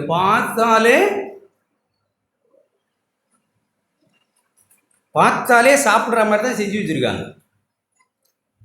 இந்த பழத்தை அவள் பார்த்த உடனே அவளுக்கு எப்படி படுது? தேவன் அவளை பார்த்த உடனே அதை இச்சித்து விழுந்துடணும்னு படைச்சி வைக்கலை. அவள் கண்ணுக்கு அப்படி படுது. தியானத்தை இழந்துட்டு எல்லாம் அப்படி தான் படும். ஆறாம் வசனம் எப்படி எழுதியிருக்கு? புசிப்புக்கு இதை சாப்பிட்டா 100 வயசு 200 வயசு வாழலாம். இதை சாப்பிட்டா, இதை அனுபவித்தா நமக்கு இப்படி இப்படியெல்லாம் நடக்கும். புசிப்புக்கு நல்லது, பார்வைக்கு பார்த்த உடனே கிளுகிளுன்னு இருக்கு, மனசு இன்பமாக இருக்கு. காசு அதுதான், வேற என்ன? காசு வேற எப்படி இருக்கு? பாம்பு மாதிரியா படம் எடுத்துக்கிட்டு இருக்கு, போட்டுட்டு ஓடுறான்னு சொல்றதுக்கு. அதுதான் சிரிக்குத. 50 ரூபா நம்மளை பார்த்து சிரிச்சு கூப்பிடுது, வா ஐ லவ் யூன்னு சொல்லுது. 500 ரூபா, 500, 1000, 10,000, லட்சமா, ஐ லவ் யூன்னு சொல்லுது, சிரிக்குது நம்மளை பார்த்து.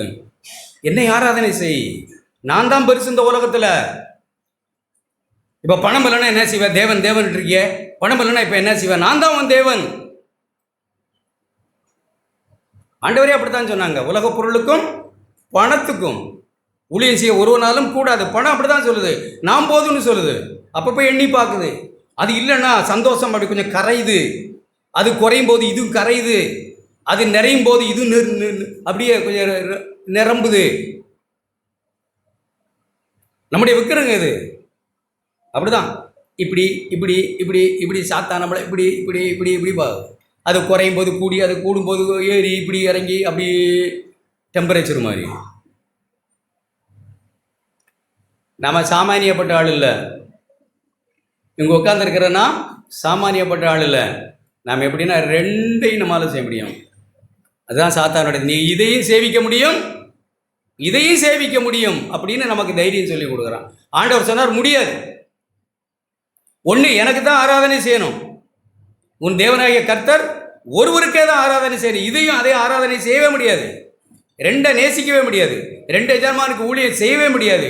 ஆனால் தந்திரக்காரன் என்ன சொல்கிறான்? 2 எஜமானுக்கு ஊழியம் செய்ய முடியும் என்று நம்மளை வஞ்சிக்க பார்க்குறான்.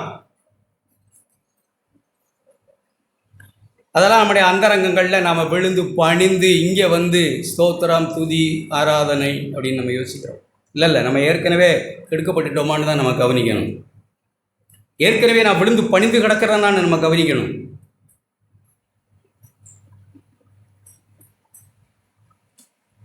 அப்போ நம்முடைய தியானம் நம்முடைய ஆண்டவராக இருக்கட்டும். நான் கேட்டுக்கிட்டு இருந்தபோது நம்ம நிறைய நேரங்களில் எத்தனையோ வருஷங்களுக்கு முன்னாடி இவைகள்லாம் கேட்டது. இதுக்கு முன்னாடி நான் எத்தனையோ முறை கேட்டிருக்கேன்னு சொல்கிறவங்க சொல்லுங்கள், கேட்டிருக்கீங்களா கேட்கலையா? எத்தனையோ முறை. ஆனாலும் இப்பவும் ஆண்டவர் ஏன் பேசுகிறாங்கன்னு நம்ம கேட்ட மாதிரி தேவன் ஜனங்களை நேசிக்கிறார். நம்ம அந்த ஸ்டாண்டில் இல்லை, அல்லது புதுசாக வந்திருக்கிறோம், அல்லது இதெல்லாம் நம்முடைய தியானமாக இல்லை. அதனால் மீண்டுமாய் தேவன் நம்மளோட ஞாபகப்படுத்துகிறாங்க. எல்லாத்தையும் இழந்துருவோம் நாம. ஞாபகப்படுத்துகிறாங்க திரும்பவும் அவர் ஒருவருக்கே ஆராதனை செய்ய. குடும்பங்கள் ஒரு ஆராதனை கூடமாக இருக்கணும்னு தான் தேவன் விரும்புகிறாங்க. சில வீடு கச கச கசன்னு தான் இருக்கு. நன்றி இல்லை. ஸ்தோத்திரம் ஒருத்தருக்கு ஒருத்தர் நன்றி அல்ல. எல்லாவற்றுக்கும் ஸ்தோத்திரம் செய்கிற பழக்கத்தில் நம்ம வளரணும்னு தான் நம்ம கேட்குறோம். உங்கள் அனுமதி இல்லாமல் எதுவும் நடக்கல ஆண்டவரே, சகலமும் நன்மைக்கு எதுவாக தான் நடக்குது ஆண்டவரே என்று விசுவாசித்து நமக்கு இருக்கத்தான் நம்ம எல்லாரும் அழைக்கப்பட்டிருக்கிறோம். நம்முடைய தனிப்பட்ட சோதனைகளில், தனிப்பட்ட சூழ்நிலைகளில் அவனை பணிந்து கொண்டு அவனிடத்தில் எதையும் வாங்க அவன் வல்லமையாய் காரியங்களை செய்யத்தான் பார்க்குறான். என்னை பணிந்து கொள்ளும், நான் மட்டும் பரிசுத்தா, நம்ம கேட்ட மாதிரி பரிசுத்தாவின் அபிஷேகமும் தேவனால் தெரிந்து கொள்ளப்பட்ட அழைக்கப்பட்ட அந்த விசுவாசமெல்லாம் எனக்கு ஒன்றும் இல்லைன்னா நாம் அப்படியே விழுந்து மண்ணாய் போய் விடுவோம். நம்ம நன்றி சொல்லணும்னு கேட்டோம், உண்மைதான். இந்த உலக மக்கள் எல்லாம் எதுக்கு தான் நன்றி சொல்கிறாங்க? யாராவது நன்றி சொல்லாமல் இருக்காங்கன்னு நினைக்கிறீங்க? மதஸ்தர்கள் எல்லாரும், எல்லா மக்களும் எல்லாத்துக்கும் நன்றி சொல்ல தான் இருப்பாங்க. மாடு வாங்கினா அதுக்கு, கார் வாங்கினா அதுக்கு, பைக் வாங்கினா அதுக்கு, இல்லையா? கோயில் குளத்துக்கு கொண்டு போய் அதை பூஜை போட்டு அதெல்லாம் செய்கிற நன்றி சொல்ல, கடவுளை கொடுத்ததுக்காக நன்றி சொல்கிறது இல்லையா? நம்ம தான் சொல்கிறோமா? ஆனால் நான் என்னத்துக்கு தான் நன்றி சொல்கிறது? நம்ம ஈசாக்கை தியானித்தது போல் நம்ம எதுக்கு தான் நன்றி சொல்ல அழைக்கப்பட்டிருக்கோம்? இந்த உலக பொருளுக்காக, இந்த உலகத்தின் காரியங்களுக்காகவா? எல்லா மக்களும் நன்றி சொல்ல தான் சொல்கிறாங்க. யாருக்கு தான் என்ன கொடுக்கல ஆண்டவர்? எல்லா மக்களும் அவங்களுடைய மத நம்பிக்கையின்படி ஏதாவது ஒரு வகையில் நன்றி சொல்லிக்கிட்டு தான் இருக்கிறாங்க.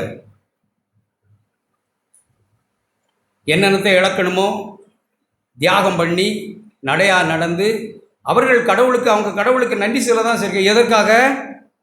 இந்த உலகத்தின் மண்ணின் பொருளுக்காக, மண்ணுக்காக, அழிஞ்சு போகிறதுக்காக ஜனங்கள் மிகுந்த நன்றி சொல்ல தான் இருக்காங்க. நாம் எதுக்கு நன்றி சொல்லலாம்?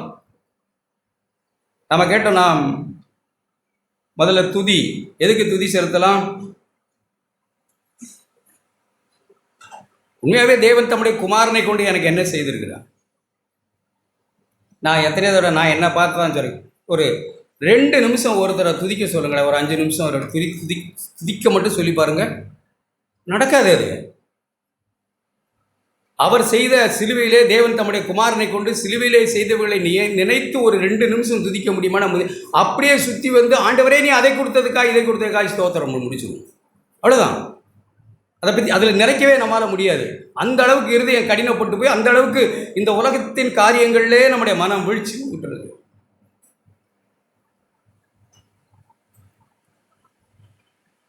எல்லா மதஸ்தரும் மக்களும் ஆண்டவரை அப்படித்தான் நன்றி சொல்லத்தான் சரி, எல்லாத்துக்கும் நன்றி சொல்கிறாங்க.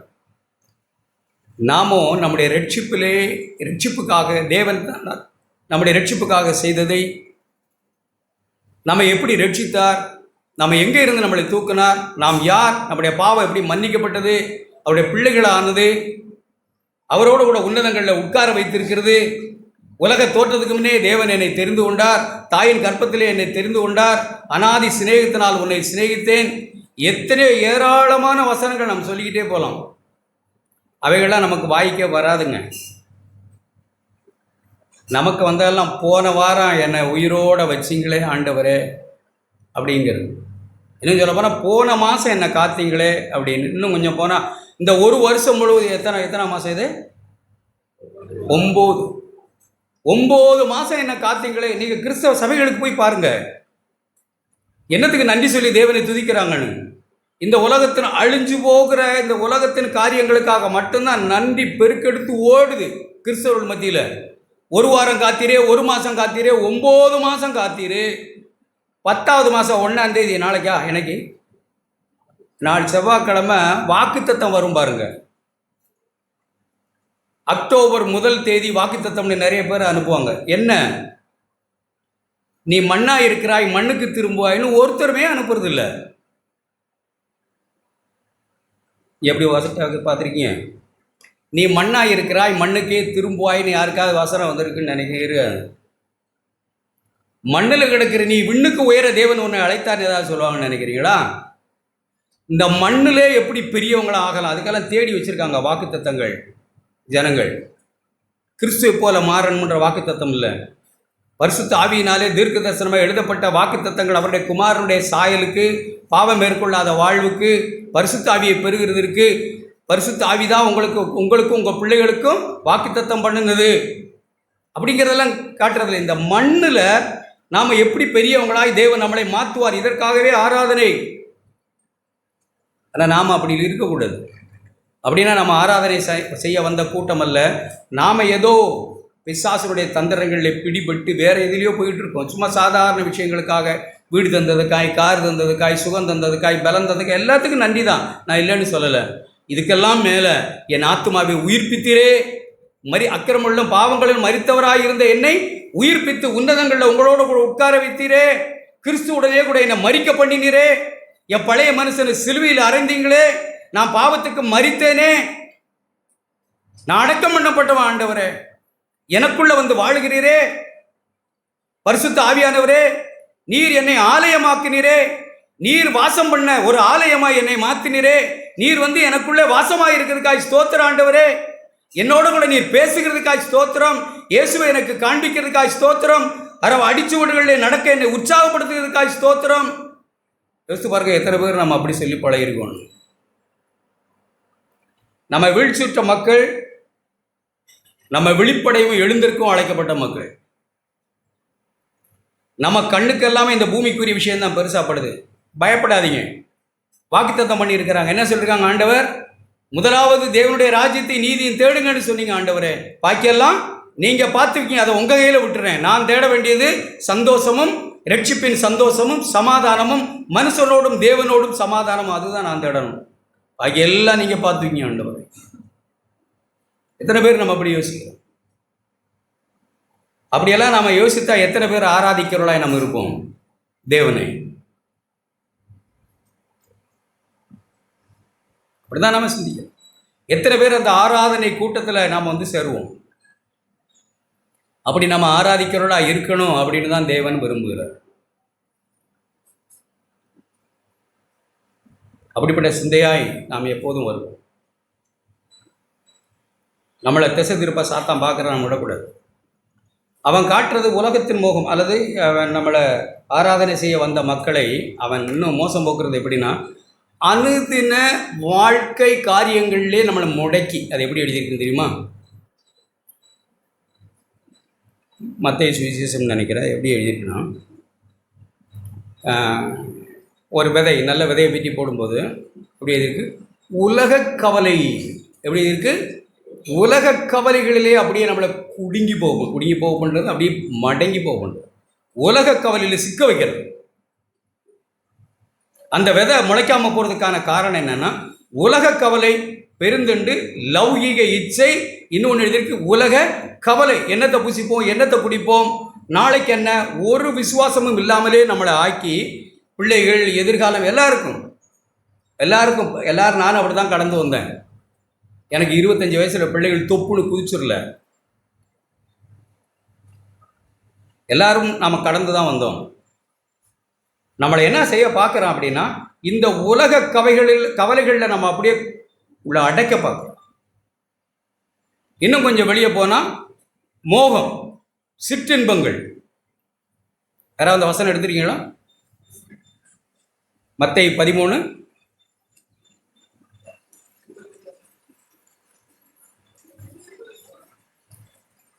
முள்ளுள்ள இடங்களில் விதைக்கப்பட்டவர்கள். நாம் நல்ல நிலத்தில் விதை பெற்ற மக்கள். அல்லேலூயா. அவர் ஓமானத்தை சொல்லும்போது முள்ளுள்ள இடத்துல விதைக்கப்பட்ட மக்களுடைய நிலை என்னன்னு சொன்னாங்க. சொல்லும்போது, வசனத்தை கேட்கொள்ளாய் இருந்தும் உலக கவலையும் ஐஸ்வர்யத்தின் மயக்கம். இப்போ ஐஸ்வர்யத்தின் மயக்கம் நமக்கு இல்லாமல் இருக்கலாம், பரவாயில்ல, நாம் எல்லாம் அப்படின்னு ஒன்று நினைக்க தேவையில்லை. ஐஸ்வர்யத்தின் மயக்கம்ன்றது இங்கே பெரிய கோடீஸ்வரருக்கு தான் வரும்ல மயக்கம். சிலருக்கு சில தர்மம் கேட்பாங்க, அவங்களுக்கு தர்மம் போட்டு பாருங்களேன், ஒரு 2 ரூபாய். அவங்க பார்க்குற பார்வை என்ன, திரும்ப கூட கையில் கொடுத்துருவாங்க, எடுத்துகிட்டு போயான்னு. அது என்ன மயக்கம்? பசி மயக்கம் இல்லை. பசி மயக்கம்னா வாங்கி பாக்கெட்டில் போட்டு, அது ஐஸ்வர்யத்தின் மயக்கம். பணக்காரர்களுக்கு மட்டும்தான் ஐஸ்வர்யத்தின் மயக்கம்னு இல்லை, எல்லாருக்கும் மயக்கம் இருக்குது. இந்த கேளுங்க, ஐஸ்வர்யத்தின் மயக்கம் யாருக்கு தான் இல்லைன்னு நமக்கு தெரியும் என்னென்னு. அப்போ உலக கவலை, என்னத்தை புசிப்போம், என்னத்தை குடிப்போம், நாளைக்கு நடக்கிறது எப்படி, அது அப்படி, பிள்ளைகள் எப்படி, எதிர்காலம் எப்படி, எல்லாத்தையும் கவலைப்பட்டே விட்டுட்டோம், கோட்டை விட்டுட்டோம்.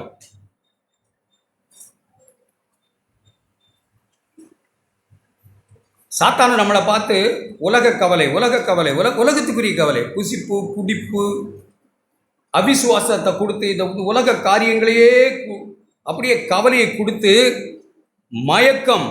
உலக கவலையும் ஒரு மயக்கம், ஐஸ்வர்யமும் ஒரு மயக்கம் தான். நம்ம உலகத்துக்கு கவலைப்பட்டுக்கிட்டு இருக்கோம்ன்றதே நமக்கு தெரியாதபடிக்கு ஒரு மயக்கம், கவலை. சகோதரிகள் குறிப்பாய் ஒரு பெரிய பாரம் இருக்குன்னா அது தாய்க்கு தான். அப்படி தான் நீங்கள் நினைக்கிறீங்க, அது ரைட்டாக கூட இருக்கலாம். நான் உபவாச ஜபத்துக்கு சகோதரிகள் நிறைய பேர் வரும்போது நான் அப்படி தான் நினைக்கிறேன். அவங்க ஏன் நிறையா வர்றாங்கன்னா, அவங்களுக்கு தான் பிள்ளைகள், எதிர்காலம், புருஷன், மற்ற காரியங்களை குறிச்செல்லாம் கவலை அதிகம். அவங்க தான் ஜபத்துக்கும் அதிகமாக தேவனை தேடுகிறாங்களோன்னு நினைக்கிறேன். இவங்க உட்காந்துருக்க சகோதரிகளுக்கு, பிள்ளை பெற்றவர்களுக்கு, உங்கள் பிள்ளைகளுடைய எதிர்காலம் நல்லா இருக்கும் அப்படின்னு சொன்னால் எப்படி இருக்கு? அப்பா இதை தாண்டா சொல்லுவாருன்னே நினச்சிக்கிட்டு இருந்தேன், சொல்லிட்டாருன்னு தோணும். உங்கள் பிள்ளைகளுடைய எதிர்காலம் நலமாய் முடியும், நல்லா இருக்கும், கவலைப்படாதீங்கன்னா, அப்பா ஒரு வார்த்தை சொன்னேன், திருவார்த்தையாக சொல்லிட்டாரா அப்படின்னு தோணுதும். அதுதான் எதிர்பார்ப்பு. மற்றபடி சாந்தம், அமைதல் உள்ள ஆவி, புருஷனுக்கு கீழ்ப்படிதல், எவ்வளோ காலம் தான் சொல்லிக்கிட்டு இருப்பீங்க? இவருக்கு கீழ்ப்படிய சொல்லி,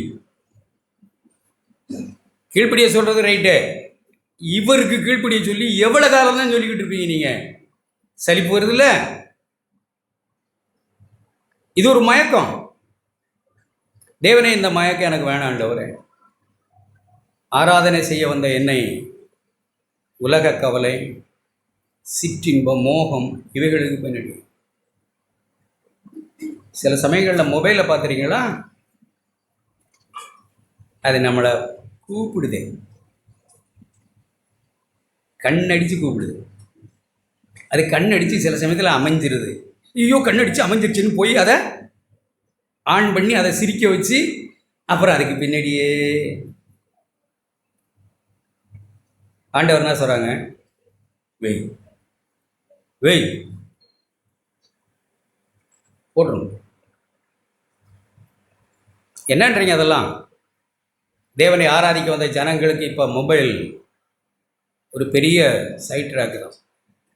பயன்படுத்த தெரிஞ்சவங்க பயன்படுத்துங்க, பயன்படுத்த தெரியாதவங்க தூக்கி போட்டுரும். சிலருக்கு பைபிள் படிக்க தெரிஞ்சாலும் பைபிள் புஸ்தகமெல்லாம் இப்போ எடுத்துகிட்டு வர தேவையில்ல, இதில் படிக்கிறது. ஒரு தியானமும் வராது. சும்மா ஏதோ படிக்கணுமேனு நம்ம படிக்கிறோமா? ஒரு அவசரத்துக்கு ஏதோ நாம் பைபிள் மொபைலில் படித்தோம் அப்படிங்கிறது வேறு விஷயம். இதுவே நம்முடையதா? நான் பார்த்ததை சொல்கிறேன், அன்றைக்கி சொல்லியிருக்கேன். ஒரு தியானிச்சுக்கிட்டு இருப்பேன் ஒரு வார்த்தையை, அந்த வார்த்தையில் தொடர்ந்து அப்படியே போகணும் அப்படின்னு தான் ஆண்டவர் உணர்த்துவாங்க. சட்டுன்னு இதை கையில் எடுத்த உடனே இதை அப்படியே பயங்கர துக்கம் அடைஞ்சிருக்கேன் நான். ஆண்டவரே, இதையே தியானிச்சுக்கிட்டு நீங்கள் போக சொன்னால் இதிலேயே தியானமாக இல்லாதபடிக்கு இதில் போய் எதையோ பார்த்து, இதில் போய் ஒரு செய்தி கேட்டாலும் கூட, நம்ம சினிமா பார்த்துக்கிட்டு இல்லை, நம்ம அசிங்கம் பார்த்துட்டு உட்காந்து இல்லைண்ணா. ஆனால் அந்த தியானிச்சுக்கிட்டு அந்த வார்த்தையை தியானிச்சுக்கிட்டே தான் நம்ம போகணும். அதை விட்டுட்டு வந்து ஒரு செய்தியே நம்ம கேட்டாலும் சரிதான், என்னுடைய தியானம் போயிடுச்சா இல்லையா? செய்தி கேட்ட முடியும்னா திருப்தி அடையலாம். தேவன் பேசணுங்கிறத கேட்காம போனோம். செய்தியை கேட்டோம்ங்கிறதில்ல, தேவன் நம்மோடு பேச வந்ததே நம்ம கேட்கல, நம்ம வேற ஒரு செய்தியை கேட்டு திருப்தி அடைஞ்சிட்டோம். நான் அப்படிலாம் உணர்ந்துருக்கிறேன். ஆண்டவரே, அப்படியெல்லாம் வேணாம் ஆண்டவரே, நீங்கள் பேச விரும்புகிறத பேசு.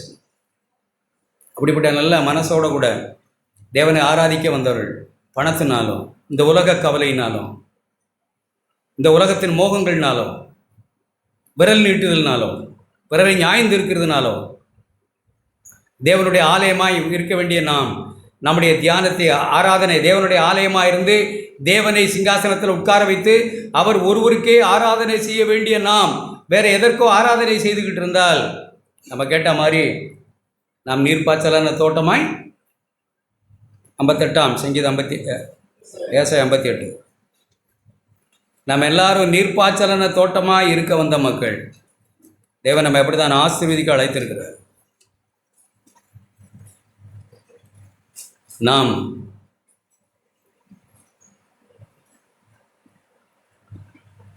ஒருவருக்கு ஒருவர் ஒழித்துக் கொடு, மேலே எழுதி 7 ஒளிவு மறைவுகள், புருஷ மனைவிக்கிட்டே ஒளிவு மறைவுகள், பிள்ளைகள் பெற்றோரிடத்தில் பயங்கர ஒளிவு மறைவுகள், சகோதரர்களுக்குள்ளே ஒளிவு மறைவுகள். நல்லா தான் இது பேசிக்கிட்டு இருந்தாங்க நேற்று வரைக்கும், ஒன்றுமே சொல்லலையே. எவ்வளோ ஒளிவு மறைவு நமக்கு இருக்குது. என்ன எழுதியிருக்கு பாருங்க. வஸ்திரம் இல்லாதவனை கண்டால் அவனுக்கு வஸ்திரத்தை கொடுக்கிறதும், அடுத்து உன் மாம்சமானவனுக்கு உன்னை ஒழிக்காமல் இருக்கிறதும் அல்லவோ தேவனுக்கு உகந்த உபவாசம். நம்ம உபவாசிக்கிறோம் பரிசுத்தமாக இருக்க, ஒருவருக்கொரு எவ்வளோ ஒளியிறோம். இல்லை, அப்பம் விட்டு போகிற வரைக்கும் ஒரு விஷயமுமே தெரியலை. அப்பம் விட்டு எழுந்து போகிற வரைக்கும் வெளிப்படையாக எதுவுமே அவன் காட்டலை. எங்கே வந்து நிற்கிறான்? புரியுதா? கனவா? தோட்டத்தில் வந்து நிற்கிறான். அப்பம் விட்டு பேசி சாப்பிட்டு ஆண்டவர் உணர்த்திருக்கிறா, அவனுக்கு உணருது. அது வரைக்கும் வெளிப்படையாக அவன் எதையுமே காட்டலை. தோட்டத்தில் வந்து நிற்கிறான், காட்டி கொடுக்க, முத்தம் கொடுத்து காட்டி கொடுக்க. எவ்வளவா ஒளிவு மறைவு. புருஷ மனைவி, சகோதரர்கள், பிள்ளைகள், பெற்றோர், ஒளிவு மறைவு நம்முடைய வாழ்க்கையில் நேர்மையாக இருக்கணும். எப்போதும் ஒளிச்சா மறைச்சா கேளுங்க, ஏன் இப்படி ஒழிக்கிறீங்க, ஏன் இப்படி மறைக்கிறீங்க, என்ன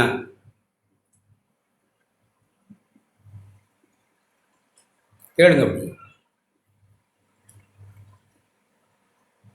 இப்படி பேசிட்டு தான் அவர் சொல்கிறார் 9, நீ கூப்பிடுவாய், கர்த்தர் உனக்கு மறு உத்தரவு கொடுப்பார். நாம் நீர்ப்பாய்ச்சலான தோட்டத்தை போல இருக்கிறதற்கு நாம் அழைக்கப்பட்ட மக்கள். ஆனால் நாம் இப்படிப்பட்ட காரியங்களை விட்டு ஆழமாக மனம் திரும்பிடுவோம். நல்லா ஆசீர்வதிக்கப்பட தான் எல்லாரும் சபைக்கு வர்றோம். ஆனால் ஒவ்வொரு சகோதரனும் சகோதரியும் நாம் படுகிற அல்லலை உட்காந்து சிந்திக்கணும். தயவுசெய்து சொல்கிறேன், பிரச்சனைகளை உட்காந்து யார் மேலேயும் பழி போடாமல், துப்பாமல், பிறரை துப்பாமல், நம்ம ராஜா பிரதர் சொன்ன மாதிரி இருதயத்தை கடினப்படுத்தாமல் நேர்மையை ஆண்டவரே எனக்கு தான். ஒரு விஷயத்தை மட்டும் சொல்கிறேன், சரி வேணாம், அப்புறமா வாய்ப்பு கிடைக்கும்போது. நம்மை நாமே நியாயம் தீர்த்து கொண்டு எனக்குத்தானே நம்ம வார்த்தைகளை கேட்டு நம்ம மனம் திரும்பாமல் பேசுகிறவளை கல்லெறிகிறது. ஒரு வசனம் மட்டும் சொல்கிறோம், ஆண்டவர் சத்தியத்தை ரொம்ப காரியமாய் பேசுங்க, அதை பரிசேயர்களை கடுமையாய் சொன்னார்.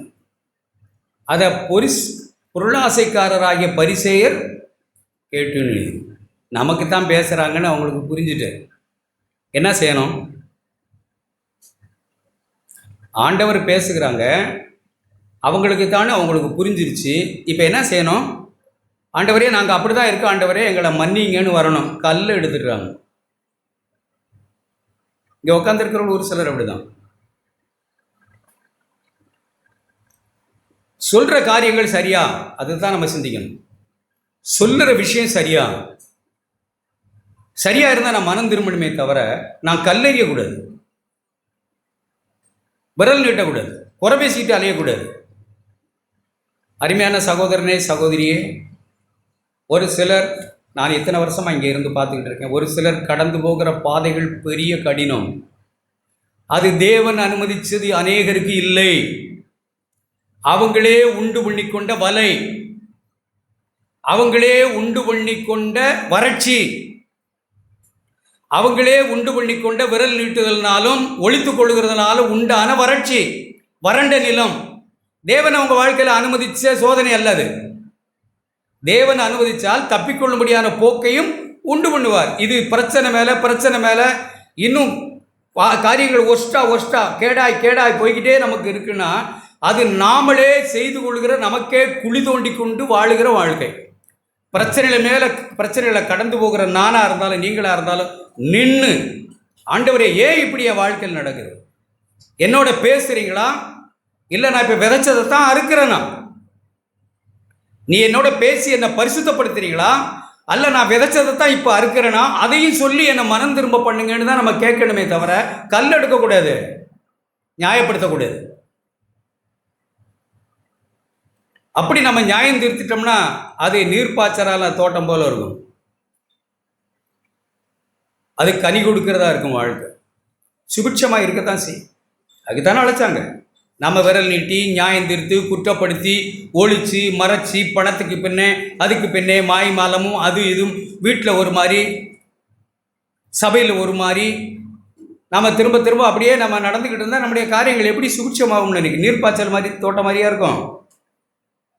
அவைகள்லாம் உட்காந்து நம்மை நாமே நியாயம் தீர்த்து பார்த்து நான் போகிற சிரமங்கள் என்ன, ஆண்டவர் என்ன சொல்கிறீங்க, என்னோட பேசு உணர்த்துங்க, நான் சரி செய்ய வேண்டியதை சரி செய்யட்டும். நான் இப்படி வறண்டு போய் இருக்க, கரளையாய் போனேன், செடியாய் போல நான் இருக்க, நான் அழைக்கப்படலை ஆண்டவரே. நான் நீர்ப்பாய்ச்சலான தோட்டம் போல இருக்க நான் அழைக்கப்பட்டேன். உங்களை நான் எங்கே தியானிக்க மறக்கிறேன், எங்கே உங்களுக்கு நான் ஆராதனை செய்ய மறக்கிறேன். தேவனே என்மேல் கிருபையாயிரு, என்னை உணர்த்தும். எங்கே நான் திசை மாறுகிறேன், நல்லபடியாக வந்த நான் எங்கே திசை மாறுறேன், எந்த மனுஷனுக்கு பின்னாடி போகிறேன், எங்கே பணத்துக்கு பின்னாடி போகிறேன், எங்கே இந்த உலகத்துக்கு பின்னாடி போகிறேன், எங்கே உலக கவலைக்கு பின்னாடி போகிறேன், ஐஸ்வர்யத்திற்கு பின்னாடி மயக்கத்துக்கு பின்னாடி எங்கே போகிறேன், என்னை காண்பியும் ஆண்டவரே நான் ஆழமாய் மனம் திரும்பட்டும்னு கேட்கலாமா? அது நீர்ப்பாய்ச்சலான தோட்டம் போல் மனம் திரும்புகிறதே காரியம் நம்ம கேட்டோம். இப்பவும் நாம் நம்முடைய காரியங்களை நியாயப்படுத்தாமல், நம்முடைய அக்கிரமங்களை மறைக்காமல், அவருக்கு முன்னாடி ஒன்றும் மறைக்கிறது இல்லை, மறைக்க முடியாது. எல்லாம் நிர்வாணமாக கேட்ட மாதிரி வெட்ட வெளிச்சமாக நிர்வாணமாக இருக்குது. அவருக்குன்னா ஒன்றுமே மறைவில்லை. அப்போ ஏன் தன் பாவங்களை மறைக்கிறவன் வாழ்வடைய மாட்டான்னு சொன்னாங்க? அவருக்கு ஒன்றுமே தெரியாதா? நம்ம அறிக்கை செய்யலாம் தெரியாது. எல்லாம் நிர்வாணமாக இருக்கிறது, வெட்ட வெளிச்சமாக இருக்குது. நம்ம யாருன்னு அவருக்கு தெரியும். அப்போ ஏன் தன் பாவங்களை மறைக்கிறவன் வாழ்வடைய மாட்டான்னா அவன் அறிக்கை செய்யணும், தேவனிடத்தில் ஒத்துக்கிறணும், அவ்வளவுதான். அறிக்கை செய்யறதுன்னா அவரிடத்துல ஒத்துக்கொள்ளணும். மறைத்தால் நான் வாழ்வடைய முடியாது. நீர்ப்பாய்ச்சலான தோட்டம் போல நான் ஆக முடியாது. தேவன் நம்மை நீர்ப்பாய்ச்சலான தோட்டமும் நம்முடைய பிள்ளைகளும் குடும்பமும் எல்லாரும் சந்தோஷமாய் சமாதானமாய் இருக்குதோ இல்லையோ, வியாதியோ பண கஷ்டமோ எதுவோ, ரட்சிப்பின் சந்தோஷத்தினால் நிறைந்தவர்களாய், தேவனுடைய குமாரனை மகிமைப்படுத்துவர்களாய், சந்தோஷம் நிறைந்தவர்களாய், புசிப்பும் குடிப்பும் தேவனுடைய ராஜ்யம் இல்லை அப்படின்னு சொல்லி, நீதியும் சமாதானமும் பரிசுத்த ஆவியினால் உண்டாகிற சந்தோஷம் தான் தேவனுடைய ராஜ்யம். அது கூரை வீடோ கஞ்சியோ அது எதுவோ, உடுத்துறதுக்கு அது இருக்கோ இது இருக்கோ, அதெல்லாம் எனக்கு பிரச்சனை இல்லை. என்னை ரட்சித்து தம்முடைய பிள்ளை ஆக்கினாரே என் ஆண்டவர். வயிற்றுக்கு போஜனம், போஜனத்துக்கு வயிறும் ஏற்கும், இது ரெண்டும் அழியும். உடுத்தினா கசங்கி போகும், பழசா போகும். கண் காணுகிறதுனால எதுவுமே திருப்தி வராது, சாப்பிடுறதுனால திருப்தி ஆகாது, உடுத்துகிறதுனால நாம் திருப்தி அடைய போகிறது இல்லை. ரட்சிப்பில் மட்டுமே திருப்தி. இல்லையா? ஆண்டவர் நமக்கு கொடுத்த அந்த மகா பெரிய விடுதலையில் ஒரு திருப்தியை கண்ட தேவனுடைய பிள்ளைகளாய் நாம் மாறுவோம். நம்ம எழுந்திருக்கலாம் எல்லாரும் உற்சாகமாய்.